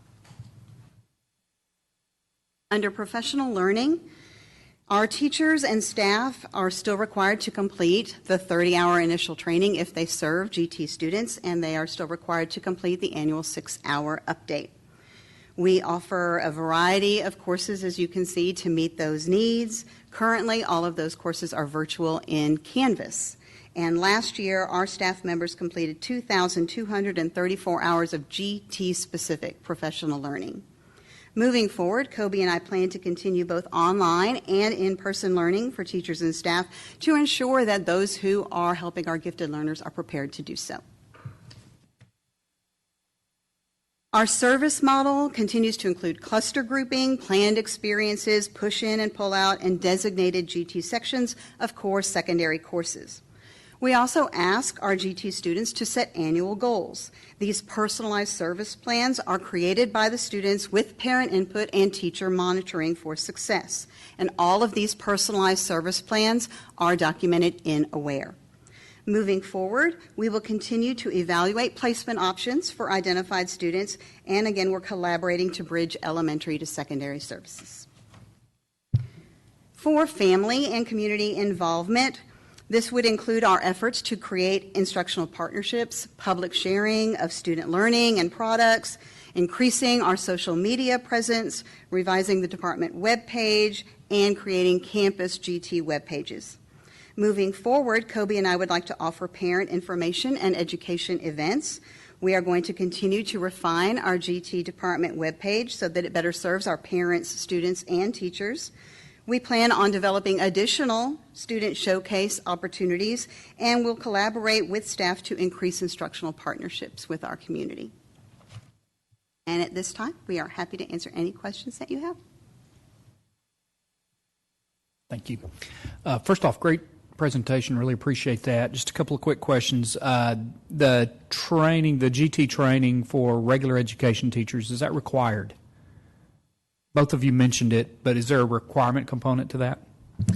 The state plan outlines that teachers of the gifted have a certain number of hours that they're expected to have to better serve a student. So what about, I'm sorry, I cut you off. Okay, go ahead. What about the regular education teachers that by circumstance of scheduling have gifted and talented kids in their classes, or maybe those that haven't been identified?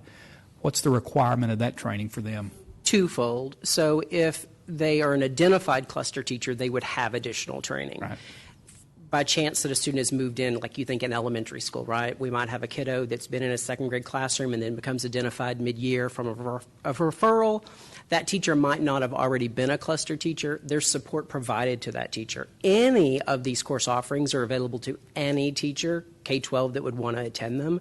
But typically, if it's a student that is placed in a classroom or it's mid-year where they're not in a cluster grouping, they're offered some support to make sure that they are aware of the training and also anything we can do to help via the GT facilitators that we have on campus. And at the secondary level, we are training the honors and the AP teachers. Okay. The regular ones do not have that requirement, but we are going to campuses and trying to provide that through in-service week and doing specialized sessions for the whole staff.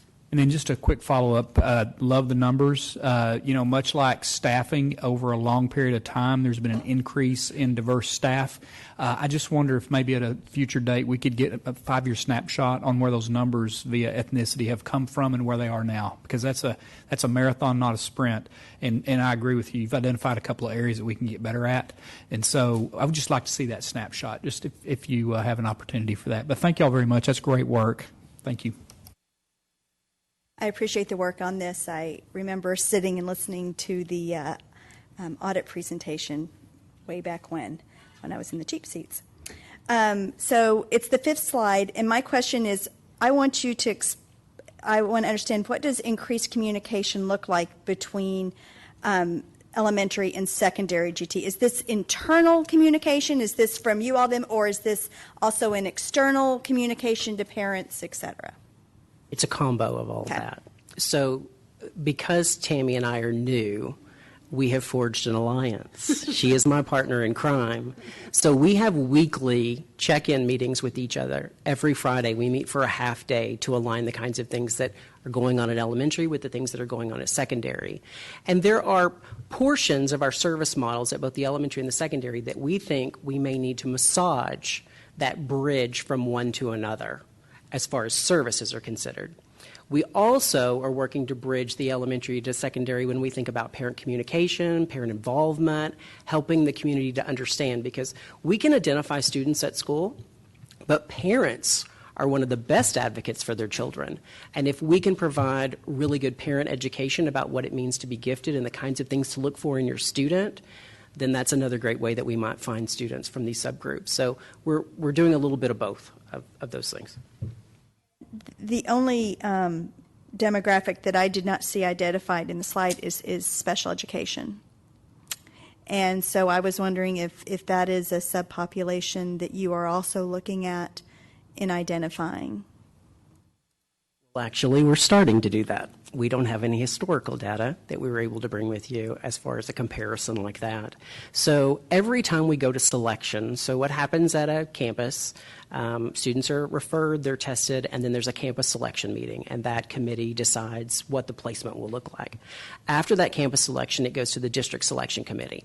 What Tammy and I are doing is we're tracking the data of what it looks like for kids who are being referred. So we're trying to look to see, of the kids who are being referred, what other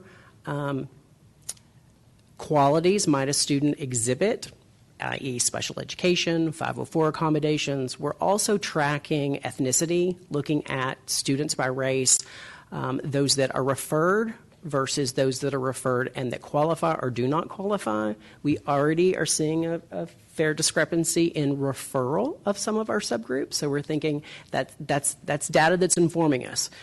We're also looking at the kinds of assessment data that we're getting in each referral. So every time we have students that come through selection, we're looking to see the kinds of assessment data that are the strength for students.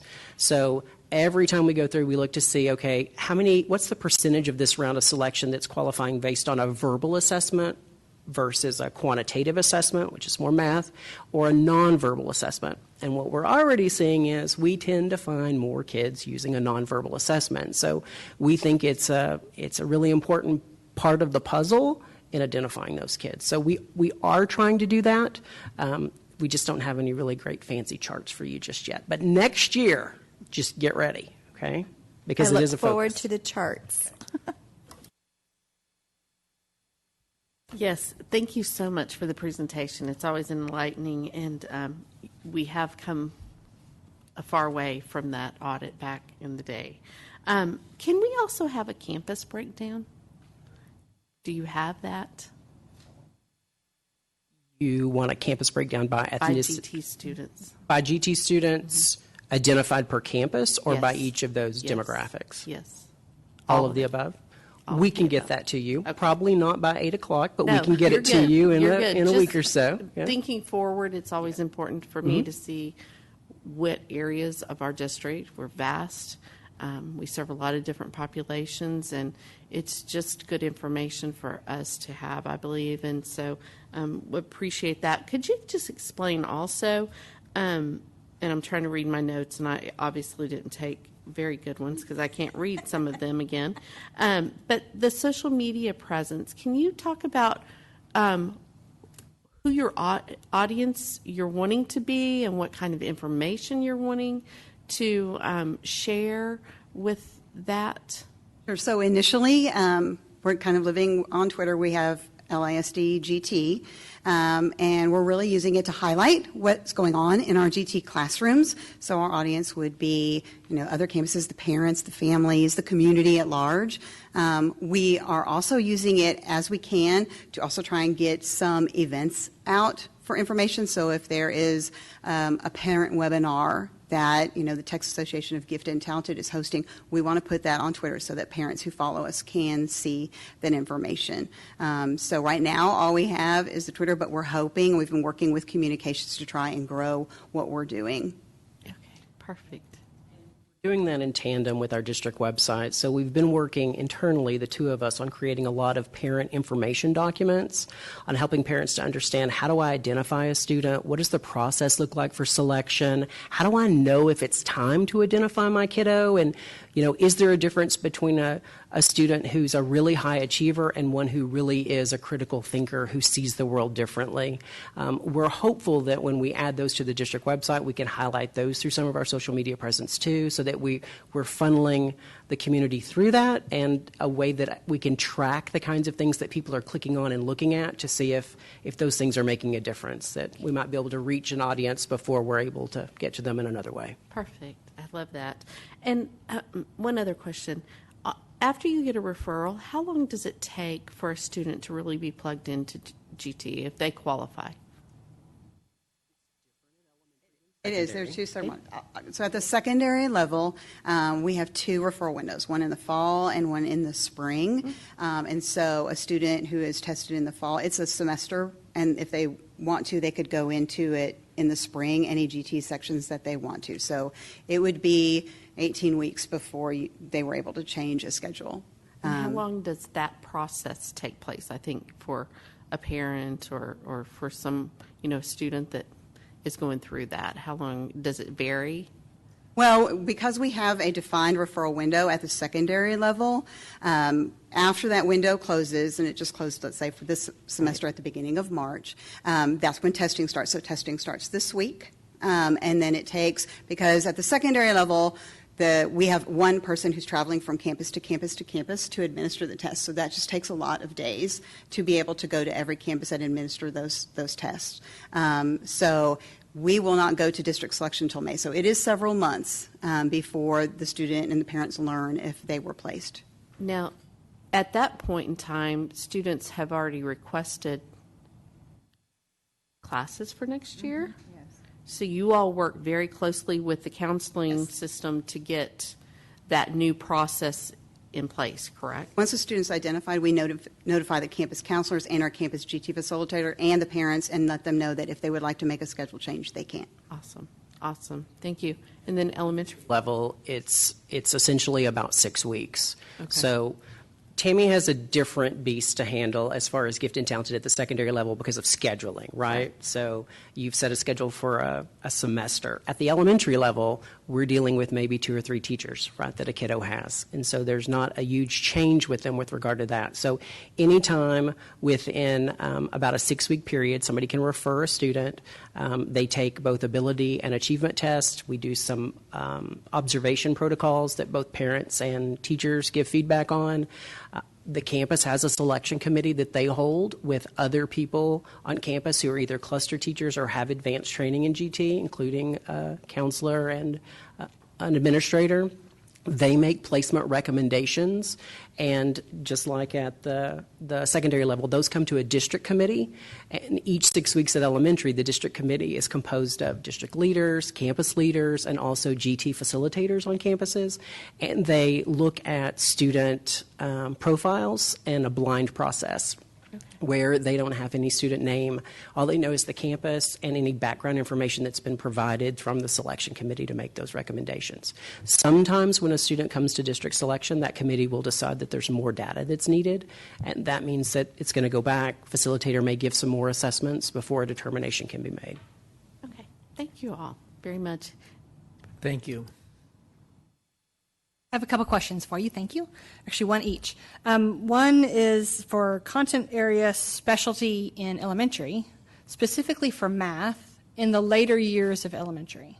So you also spoke about students versus high achiever versus critical thinkers. So how are we serving students in elementary in math the later years in our GT programs when they are advanced in their, but it's still fifth grade, fourth grade time frame? So there are a couple of different ways that this can be handled at the elementary level. So our gifted service model at the elementary level is more focused on the student understanding themselves as a gifted learner, right? So what we're trying to do in elementary is to prevent a student from becoming an underachiever later on because they feel like they are not quite like everybody else in the room. You know, once you get to middle school, the hormones kick in, peer pressure. So elementary is really focused on trying to develop that student and their characteristics, those attributes. Now, as far as acceleration, which I think is the second part of your question, students can accelerate a grade or a subject level. In K-8, they can actually take a placement test through the counseling department. So that's another avenue. So when we think about gifted services, at the elementary we have a service model that is focused on, you know, kind of defining the attribute and helping the kid to own that and explore and experience those things. Our curriculum embeds all different content areas to make sure that kids have those free-flowing experiences. But additionally, students can test to skip a grade or to take a grade level above in another subject area through a K-8 acceleration test. And then how do we serve them if they're in fourth grade and they're now 2 grades above, so they've missed that one? So what are the options for those students? So depending on how the placement test works, so let's say you had a third grader take a placement test and they scored well in math, and they're going to take fourth or fifth grade math. The schedule would be worked out on campus where that third grader would go down to the fourth grade math class during math and take math. And then once they get to the upper elementary and they're going to middle school, then they would take a middle school course. But when they're in fourth grade or fifth grade, they can't go to the sixth grade. So what happens in that in between? They can actually. So we have a district policy where students are able to travel to a secondary campus should they have passed an acceleration test. Okay. And then really quick, the other, for the secondary, how are students that have been responding since the audit with how we've now started grouping all of our GT kids in one class? How have they responded to that? Have they given any additional feedback over the last few years? Well, I don't have the feedback from students with me, but that's something certainly we could get. Something we're looking to get is how they're dealing with these GT classes. We know that we have students who are taking GT science and enjoying it. They're doing a lot of really cool activities in there. The honors clustering in math still seems to be meeting their needs, and the students have always enjoyed the LEAP ELR class. I think they still enjoy that. It gives them the chance to reach all of those capacities of leadership and creativity and explore those in different ways. But definitely we want to start getting a lot more student feedback to ensure that we are meeting their needs. Okay. Thank you. That was really, she kind of took my question a little bit, but to expand on that is, you talked about data and input, but is the feedback. That was what I was more curious on. So the students that aren't being challenged to their full ability, how are you making those changes to make sure we're implementing that for those students that need to be challenged a little bit more? We are constantly working on helping our teachers differentiate instruction in the classroom, and that differentiation is a big, gigantic umbrella of many things. At its core, it's differentiating process and content and product, and so that's kind of where we start with our teachers. How can you provide students with this opportunity We are going to be instructing our teachers and providing information about how to go into AWARE and look at a student's GT profile so that they can see how the student was placed originally and look at their individual goals as personalized service plans throughout so that they can better tier that differentiate students. So that is something we're looking moving forward that we know we need to get onto campuses and have those conversations.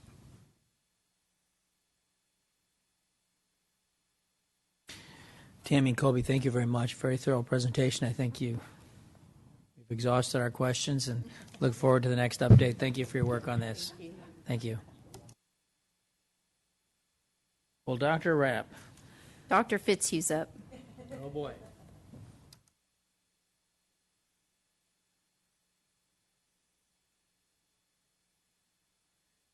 Good evening, everyone. We are going to talk tonight about our middle of year board goal update. Tonight we're specifically looking at early childhood literacy and early childhood math. So just a little bit of history. At the September 13th board meeting is when these goals were adopted. We gave a beginning of year update on November 8th. We do use iStation reading and math for our measurement tool. And they also include these goals are part of the CIPs, the campus CIPs. So for reading, if you look here at the middle of your table, lots of rows, but the one thing I've kind of highlighted there is that all of our data points have increased from the beginning of year. So we had 97.5% of our students participate in this middle of year assessment. We were beginning of year at 68.4% of students meeting the target. We're now at 73.0. Our end of year goal is 77.5, so we feel like we're on track for that. And then all the different student groups there are listed out, and every single one of them showed improvement from beginning of year. The one note and caveat to this is that we have not included IEP data, and that comes in at the end of year, and so we will see an additional bump when we add that in for those students. Just a little progress here. So we now have 14 campuses that have met their overall target. That's an increase from 4 at the beginning of year. We have 10 that are within 10%, 12 that are in a 10 to 20% range, and then 3 that have more than 20% to their target, but that's a decrease from 6 at beginning of year. So we are seeing movement at our campuses in terms of them achieving their goals. Additional data about campus specific will be provided to you guys. On your dashboard, you have your literacy ready bubble there. That looks at not only are they on grade level, but it also looks at the progress. And so as of February, 92.2% of our third graders have shown progress or were on grade level. Okay, on to math. I always build this background in here for you just so you know, because it's a little bit different assessment. So last year was our baseline year, and we came back and we kind of worked through some of the goal setting. The strength of iStation Math is that it requires students to utilize different strategies, which is really important. But it's not necessarily 100% aligned with our curriculum and our scope and sequence. So some of the TEKs on the middle of year have not been taught yet. At the beginning of the year, we had a lot more that hadn't been taught. So you see kind of a progress as we look at the data. And so that's just kind of a little bit caveat as we start to look at this. So again, similar chart. What you can see is that all areas show growth. Our students are progressing through the curriculum. They are growing in terms of their math knowledge. Beginning of year, we were at 52.3%. Middle of year, we're at 67.4%. Our target is 75.4% for those all students. We had 92.1% of our third graders participate. And again, the IEP data is not included, so we will see that bump again when the end of year data is run. But across the board, again, I just want to highlight we really have seen a lot of growth with math, and that's what we expected. We knew if teachers had time to teach it, that we would see the bump go up, and so that's what we're seeing. Third grade math targets, we have 7 campuses that have met their overall target. That's an increase from 3. We have 16 campuses that are within 10% of their target for their all students, 10 that are within 10 to 20, and 6 campuses that have more than 20% of their target, which is a decrease from 15 at the beginning of the year. So we have seen a lot of growth.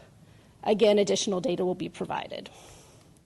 Now, this dashboard looks a little bit different because we only pull out the third grade iStation data to load here for math.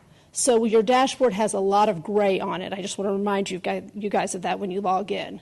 But if you'll click on third grade, it filters it down and that gray kind of decreases. And you can see there the percent of students that are performing at the target we've set. And then Ms. Gall. Okay, so I just wanted to first of all give a really strong shout out to our campuses. Our teachers are working extremely hard to make sure that our students are on target and performing well and making sure that all of their needs are being met. So I think that some of this data is just a reflection of them following curriculum, utilizing the supports, working with their campus administrators and PLCs, analyzing data, and really digging in deep to see each individual student and what their needs are. But I also want to make sure that you know that learning and teaching is continuing to provide support through the efforts of the boots on the ground work with our learning facilitators, our instructional technology facilitators, our content administrators, and all of our specialized support as well. The TA reading academies are still progressing pretty well. There's a lot of great learning that's coming out of that, even though it's been somewhat cumbersome. I do think that that's having a good impact because we're having great conversations with teachers.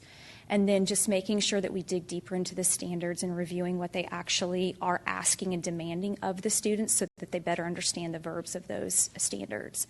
We've also got Canvas courses going on with guided reading that have continued, running records, Words Their Way. Whether you're a new teacher or a veteran teacher, those are always available and live for you. We have continued the Time for Math conversations where the teachers are required to come once in 9 weeks and work with a learning facilitator and really dig into the standards within the math as well. And then Number Talks, iStation Basics, and Reflex Math have been part of Canvas courses. A lot of coaching support, PLC support, data conversations are continuing to happen. Those campus principals, assistant principals, and the chiefs are working really closely with the district leaders and really taking it all very seriously to make sure that our students are getting what they need to thrive. We have a lot of partnerships, as you know, with our language acquisition specialists. We feel very fortunate to have several of those on our campuses.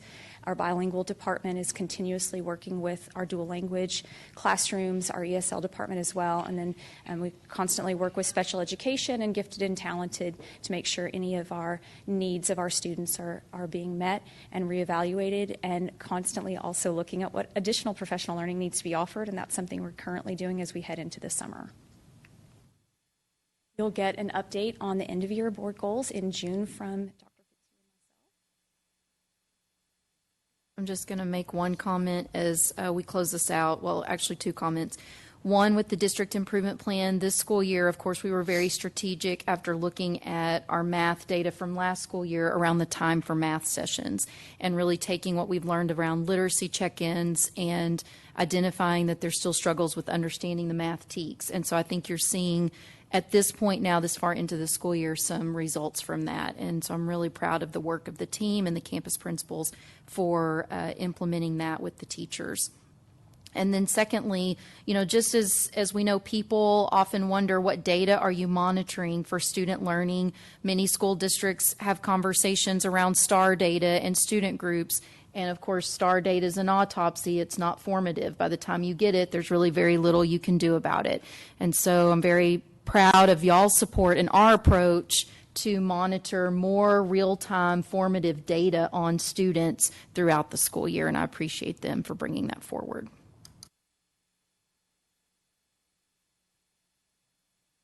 Thank you for the presentation. Two quick questions. How are the math targets doing? Because there was the concern that it might not work right now. Do you have any good data on that, or we're still waiting until the end of the year? The way we calibrated it, I feel really good about it. I would like to see the end of the year just so I have a second year of data to validate that we picked the right target. But I feel like we're in the right ballpark with the way that we set that goal. Okay. And then second, and I'm just asking a question. I don't even know if I really want to ask this question. Open. Just a question. If we continue to use iStation for math, knowing it's not currently aligned, would we ever consider pontificate, just questioning realignment of curriculum to it? I'm not suggesting, because I'm just wondering to make our data go. Oh, because there's a great deal of energy and effort put into curriculum writing that's strategic based on the scaffolding and the building upon skills within math especially. And so it's not to say that iStation's out of any order, but they do test a variety of things at different times. And so I would say the answer would be no, because we feel very confident in the way that we have written it for students to best acquire skills. Great. Thank you. You would look first at changing your assessment probably before you change the order of your curriculum. Yeah. I also just want to add that I don't think there's any way that you could get everything taught because they test everything. Like it's the whole year assessment. So you're monitoring your progress through. So even if we which we wouldn't do, but if we did, there would still be content not taught because there's still 6 weeks left of school or 9 weeks or 12 or so things get taught during that time.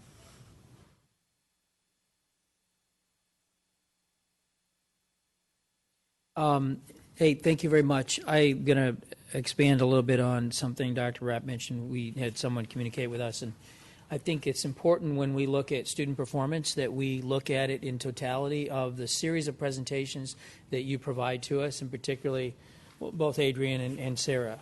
When you look at domains 2 and 3, if someone just says, well, we're looking at STAR test and looking at schools, I mean, that's one thing to do.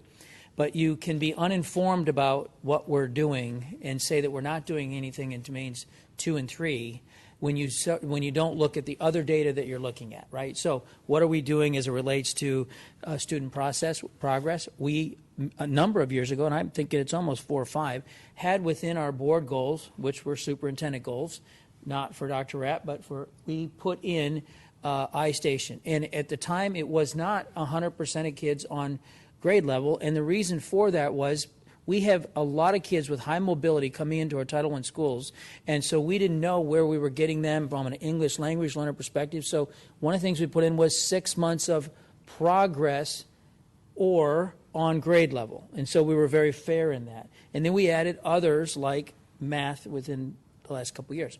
And then as it relates to student progress, these are the things, Sarah, that you tend to report on as it relates to the demographics and those types of things that are showing STAR, but also some of the other things that we're showing from a student performance perspective. So I think we have a holistic view of this that we've agreed to as a board to pursue. And I just want to make that statement publicly because I think it's often misunderstood. If you just watch your kid taking their STAR test and you're a professional educator and you say, well, what are we doing in these other areas? Well, you're not looking at what we're doing with iStation as it relates to reading and iStation as it relates to math. And math is definitely a work in progress because we started it at a difficult season, right? COVID, right? And so thank you guys for that. I know it's hard to calibrate all that, and then some of us on the board want to see them in dashboards and everything like that. And so appreciate all the work that you guys do. And thank you for, really presenting this in a way that the non-GT learners in the room can understand. I'm speaking about myself there, so thank you very much, ladies.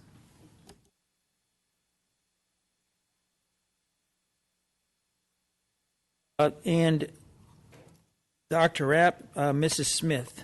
It's going to be a short one. It's 9:15. I remember as a child my mom saying how time flies by, and I thought that was so weird.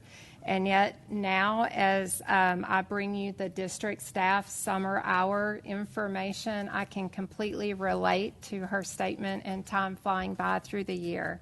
But well, you actually missed one thing. Time flies when you're having fun. I think you forgot to say that. I meant that. I totally meant that. That was inferred, Mr. Miller. But as has been customary over the past several years, the district operates on a different schedule during the months of June and July. So this year, beginning the week of May 30th, the district hours will be 8 a.m. to 5 p.m. Monday through Thursday, and all campus and district offices will be closed on Fridays. Regular hours will resume the week of August 1st of 2022, and obviously the district and campus will be closed on Monday, July 4th as well.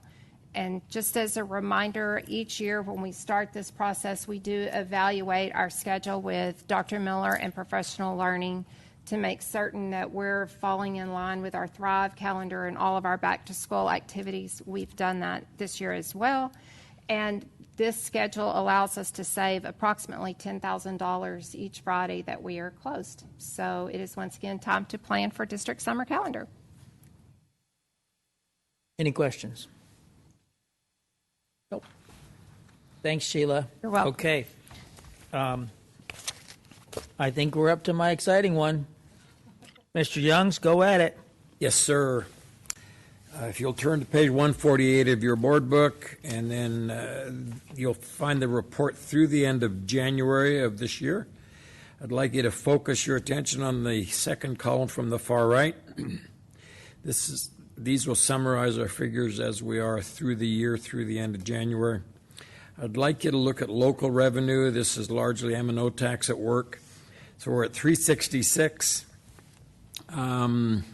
It was 360 last year at this time, so we're slightly ahead. Last month, if you'll recall, we were 17 million behind in this category last year.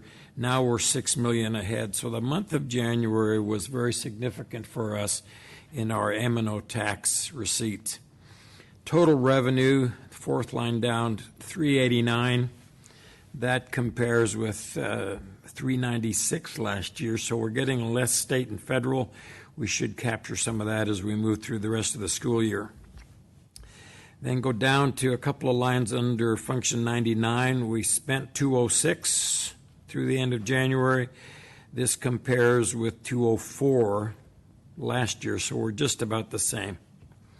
Our excess in the general fund, this is the time of year when a property wealthy district has a lot of excess. We get all of our money in January. So last year we were at 192 here, this year 183. Child nutrition, revenue so far this year is at 13 million, 8 million last year, which is a remarkable change. More children in school equals more revenue. The excess of revenue over expenditures in school nutrition is $4 million. Last year at this time, we were at break even, zero. Debt service, we're at 149. Again, we're in excess of last year. We were 142 at this time. And by now, we've made our February payment, but through the end of January, we had not. Let me just make an observation about the Federal Reserve, if I may. They have been warning us for 3 or 4 months that they're going to raise rates. They have, in fact, raised rates 1/4%. They've indicated 3 or 4 more of those throughout the rest of this calendar year. If that happens, the yield on our cash portfolio will go up, of course. The profitability of doing a refunding goes the other way because our interest expense just went up. So rising interest rates earns us money on our investments, costs us money when we do bonds. That concludes the financial report through the end of January. Mr. Miller. Any questions? One comment I would like to make, I think a trustee had asked a question about the latest constitutional amendment and and this may be separate, Mark, but would we be held harmless or would there be an impact on us? The information I got back is the plan is to hold us harmless on that. We've been told that verbally. We haven't seen the statute yet. I think anything we're told until the election is, but at least for now, is all we got. That is the and it's better than, no, it's going to impact you. It's the stated intent of the legislature to make us whole on the homestead exemption as well as a homestead exemption on those properties that are whose levies are frozen by being over 65 years of age. Great. Any questions? Mr. Miller, it's only harmless for 2 years is all the legislature has guaranteed us. Right. In their legislation. Yeah. That They is usually correct. only make commitments for 2 years out. But yes, so thank you for that. Any questions for Mr. Youngs? Because we're running out of time. Somebody, we're going to have to find some We'll tough do one more of questions. these. There will, and it's going to be a good one. I promise you. Okay. Okay. No other questions. Next item, Dr. Rapp. All right, I'm going to ask Ms. Lewis and Mr. Harrell to come on up. We've got a brief presentation for you about middle school virtual learning. You heard, of course, about elementary and our desire to find out if there's interest out there to have an elementary virtual program. So let's talk a little bit about middle school virtual. So thank you all for giving us the opportunity to come tonight. Mr. Big and Ho is on a special retreat with his daughter, so he was unable to be with us this evening. So I just wanted to start off a little bit with talking about Senate Bill 15, and it talks about really that they are allowing the board to offer a local remote program with certain expectations in place as long as we are eligible, which there are certain requirements we do need to meet. What will happen if we do decide to implement a virtual learning academy? We will have to post some certain things on the board, on the website that the board has approved, whether it's asynchronous, synchronous, or a combination of both, as well as an instructional plan on the website that is required to be posted as well. Districts are, under Senate Bill 15, eligible to receive funding just as in-person students are with ADA. The one, what we will have to establish is a way to collect that funding through attendance and how we gather their attendance each day. Students are eligible to enroll under Senate Bill 15 if they are enrolled in a public school. They have reasonable access at home to, technology and in-person service to in-person services, and meet additional criteria established by the district, which we're going to talk a little bit about in just a minute.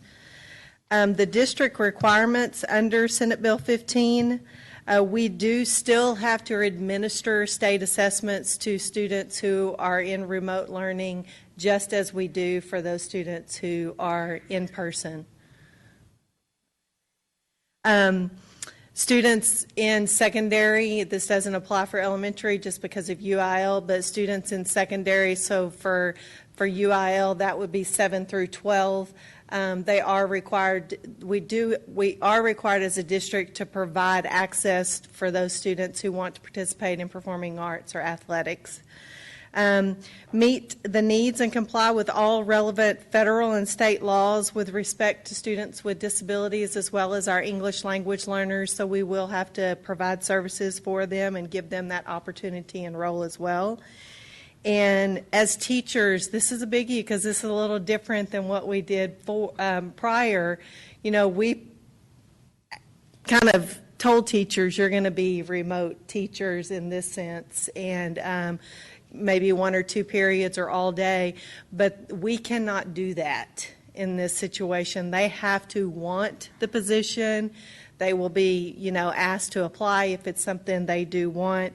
They will have to have professional development as well on what that remote instruction should look like. And of course, I know you heard in the elementary presentation about the 10% cap enrollment for students in this program. Key points that our families need to be aware of as far as the delivery method that we're looking at for middle school is students must have a guardian that's a facilitator and really able to help. We can't just rely on them to solely work on their own. They're still middle school students. They must commit to a full year of the program. We're not going to allow that continued fluctuation every 9-week grading period. Students in secondary will have to attend some additional activities for in-person. So we have, the 40% requirement for science labs. There will be some of those labs that we do offer, through programs and things, but there will be some that they may be required to come to the campus, as well as state assessments and midterms or final exams. They will be expected to engage daily, just as we did before, whether it's asynchronous or synchronous learning. And for UIL activities for 7th and 8th grade, if they want to participate in performing arts and athletics, they have to come to the campus during that period. We're not going to do that virtually. And then it's real important that our parents understand that their kiddos need to be picked up as soon as that period is over. There was a sample schedule that we shared. Really what that schedule is in alignment with the campus in-person schedule. On those days that we have 8 period days, they will run an 8 period in virtual. On the block days, we will run the block days, and the reason we have to do that is because for those kids who are participating in activities, they need to be able to get to those periods. And so if we decide to move forward with the virtual middle school plan, one of the big things on the front end will be making sure that parents have the opportunity to gain information about what it's going to look like. We would do this through providing an informative webinar from the get-go. There are a couple of resources that we would point them towards. We have an online readiness rubric that's linked at the end of this presentation. It has some of the things that are like key skills for students to be successful in an online environment. How ready is a child to be an online student? Those would be things like, how good are you at managing your time? How good are you at staying organized? Things of that nature. With the parent, the student takes that online readiness quiz that's basically similar items to what's on that rubric. We have a support guide that has the key definitions of terms and just general information about the program. And of course, there'll be an orientation opportunity to learn more. The application process will be online, and it will include affirming understanding and agreement to the statements for the program, such as adherence to the program requirements. And then there will be a process for admissions for those who do meet the criteria, and an appeals process for those who don't get in, so that they can be heard as well.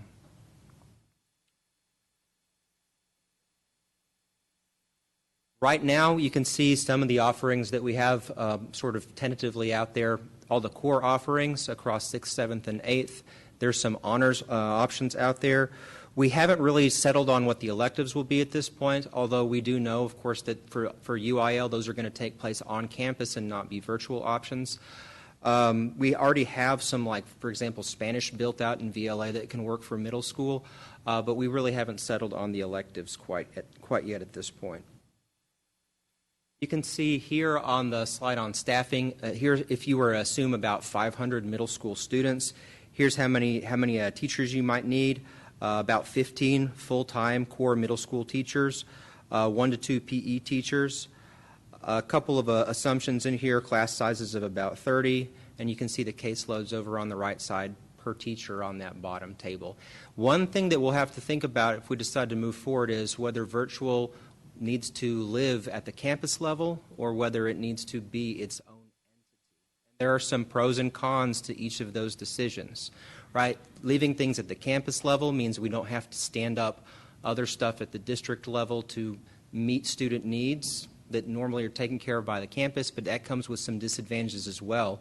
If we have a central program, a central entity that takes care of virtual, then that makes, for example, attendance procedures, attendance cleanup, all that kind of stuff that was such a challenge when virtual was distributed across the entire district, during the pandemic. Having a central place, a central procedure for cleaning up all that and monitoring that would be really helpful just for attendance and accounting purposes.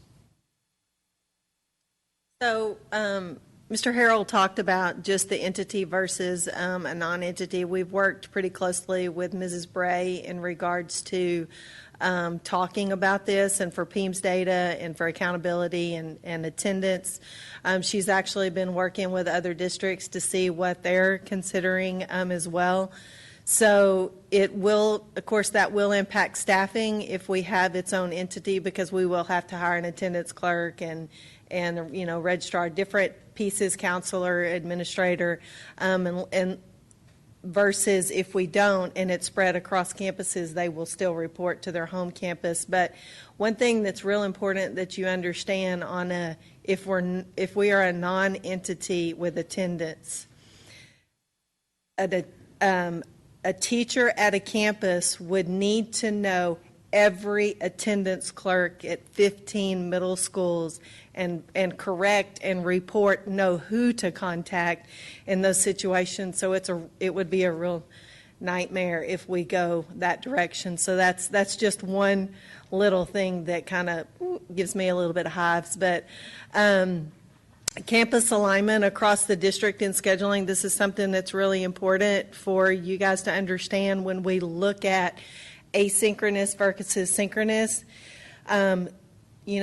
When we spoke to middle school parents specifically in a previous survey, they really wanted that synchronous direct instruction every single day.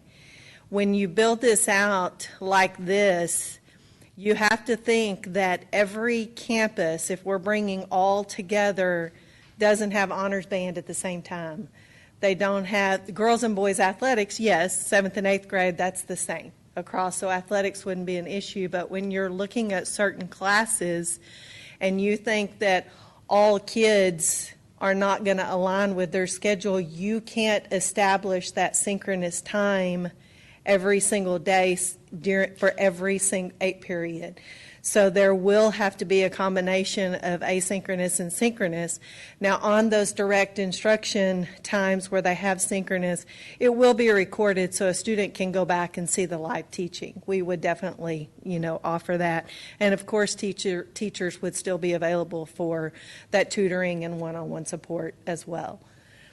Performing arts starter for 6th grade. This is something we're talking about with Ms. Drinkwater as well. There is actually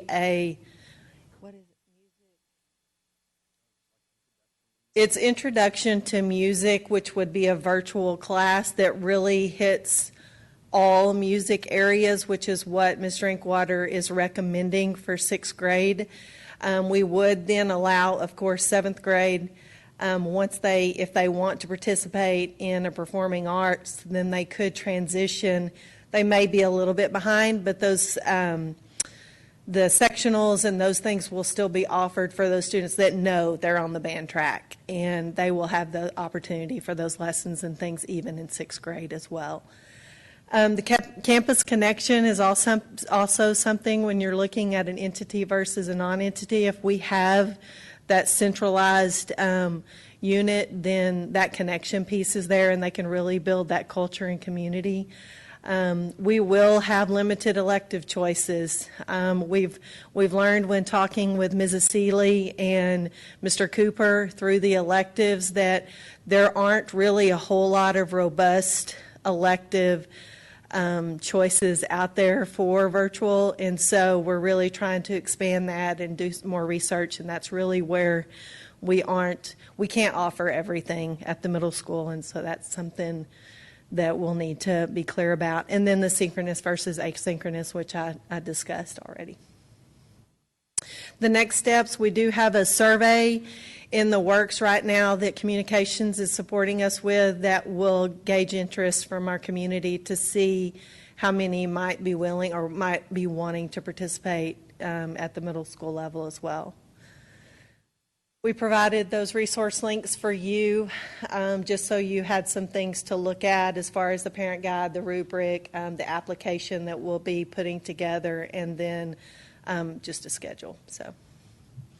So real quickly, just to reinforce the conversation we talked about with elementary virtual, essentially what we would do is gauge interest at this point. So we have enough information that parents should be able to figure out, would I be interested in this way?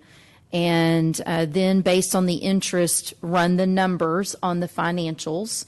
Does it make financial sense based on the students that would be interested to pay for the staffing and the things that are needed, and bring all of that information back before you. If ultimately what we find is it doesn't financially make sense, at middle school, then we wouldn't move forward with that. If it does at elementary, we'd just be bringing elementary forward. So that would be our next step after we throw the interest information out there for people to consider. So that would happen next, and then we get back with you about our analysis from that.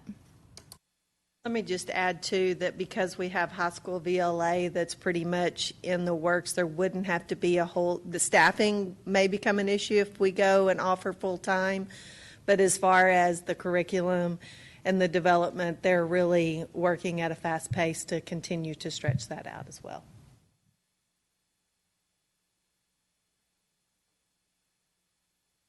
So I have a lot of questions, but I will hold those off until we see implementation for this.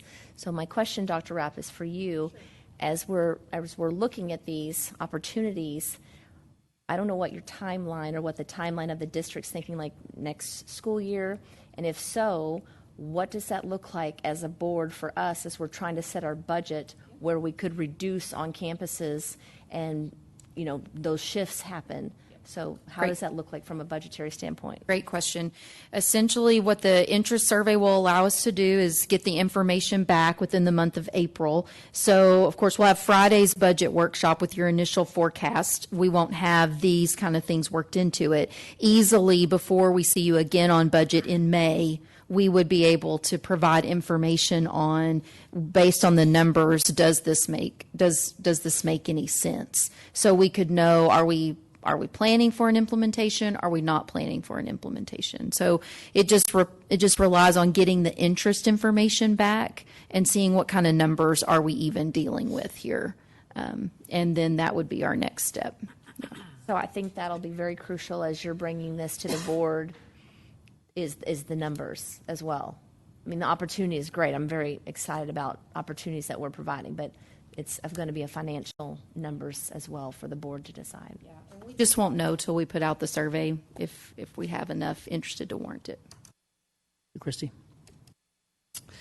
Just something to think about when you think of entity versus no entity.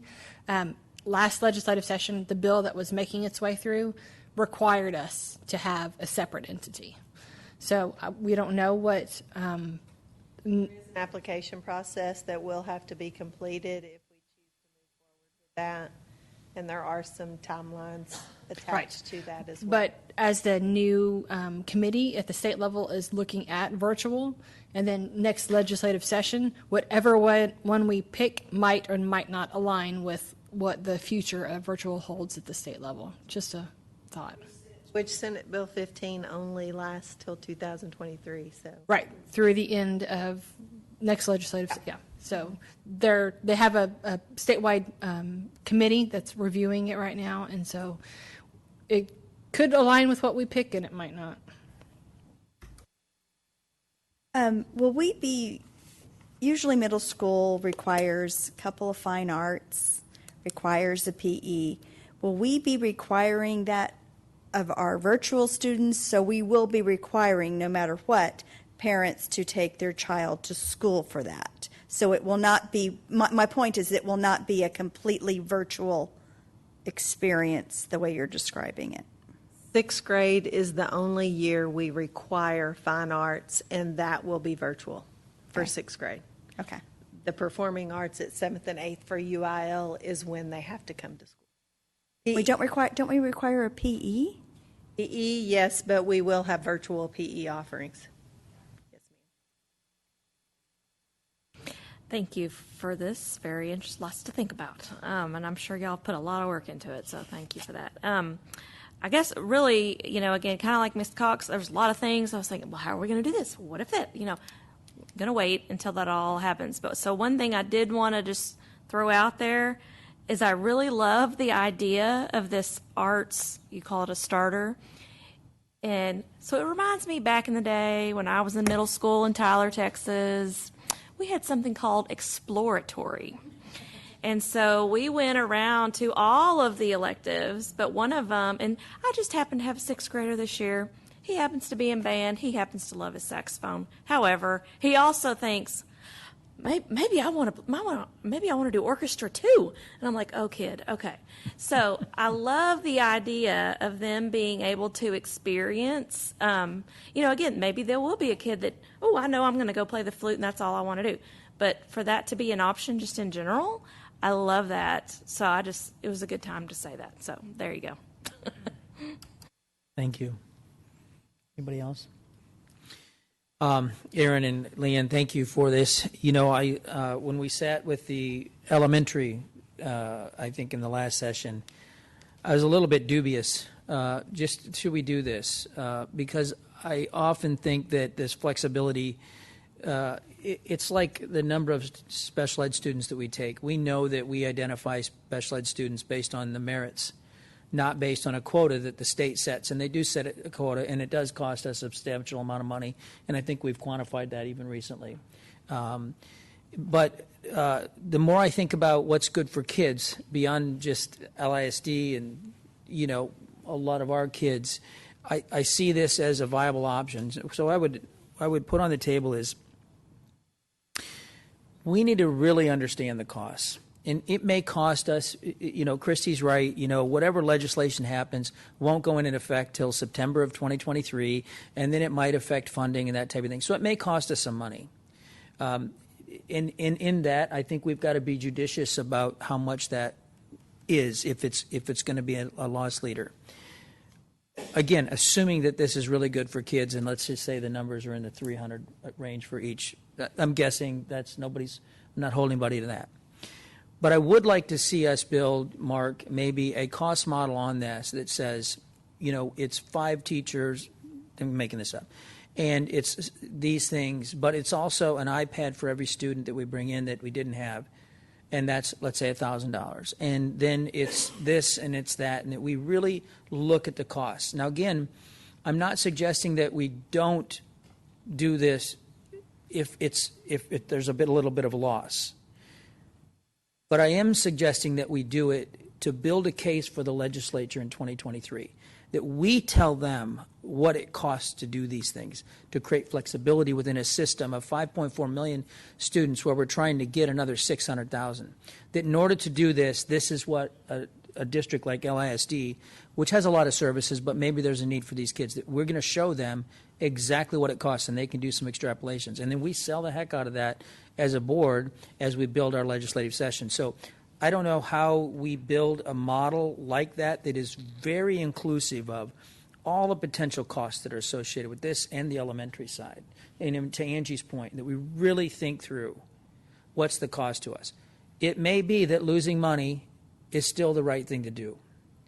And I don't know if we're going to lose money, by the way, but we tend to lose money on, Reading Academy. That was the brilliance of the legislature, and we're going to lose about $1 million or so last numbers I saw, and maybe they're changed. So if you guys could work on something like that with finance and maybe come up with some cost, some allocation model that what's a half a teacher here, and that would be helpful to us so that we really get a good grasp around this, because we're going to use that to send a message to the legislature, and we're going to do it in a very aggressive way, in a kind way, but an aggressive way to show them what it costs to really provide this flexibility and why they need to in turn provide that compensation. So does anybody else have any other questions on that?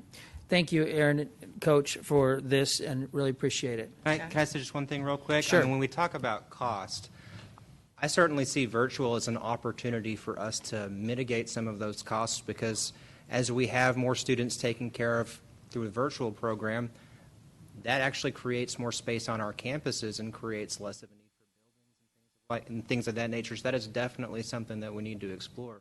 I also think about what is the cost if we don't explore these options and other districts around us do, and they decide to set up local virtual programs, and then they're competing for our students. So definitely cost is something we need to Yeah, thank you for that. That's exactly what I'm looking for is, there's a cost of reducing classroom sizes in a middle school where you might have a high number of kids in a certain class, and we need more chairs and we need more lunch, whatever it is. I'll let Buddy talk now, but that's exactly what we're talking about here. Dr. Bonner? Sorry, Aaron, you yanked my chain a little bit too hard on that last one. I couldn't agree with you more. There's some hard costs that may be removed or ameliorated, right? Building costs, furniture costs, that sort of thing.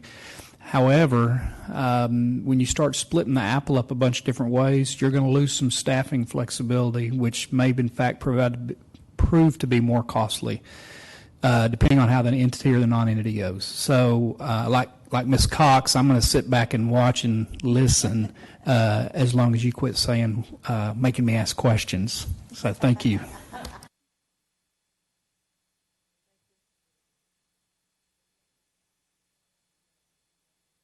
Statement to make, and so Dr. Rapp. All right, we have one more item, and then I'll have a statement to make. But Dr. Rapp, I think we're going to talk about the approval resolution for notification to the Commissioner on the Education LISD's intent to vote on the adoption of the proposed District of Innovation.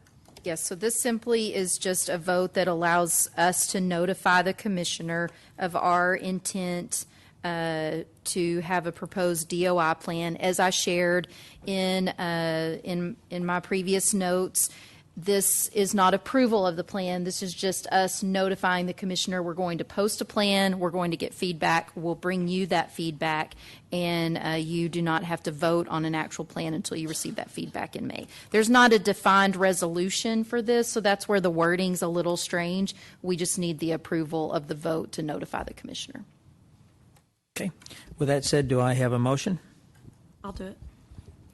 I move that the board approve the resolution and notification to the Commissioner of Education, Lewisville ISD's intent to vote on the adoption of the proposed District of Innovation Plan. I have a second. Ms. Hassett, any discussion? I learned from last night, so I'm going to look at all the ayes. Do all in favor raise their hand? Motion passes 7-0. Okay, this evening's grievance appeal will be heard at the April 4th regular board meeting. I'm sorry, let me rephrase that, please.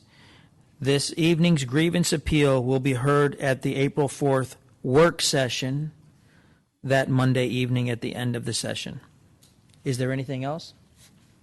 Okay, if there's no further business, this meeting is adjourned. The time is 9:50 p.m.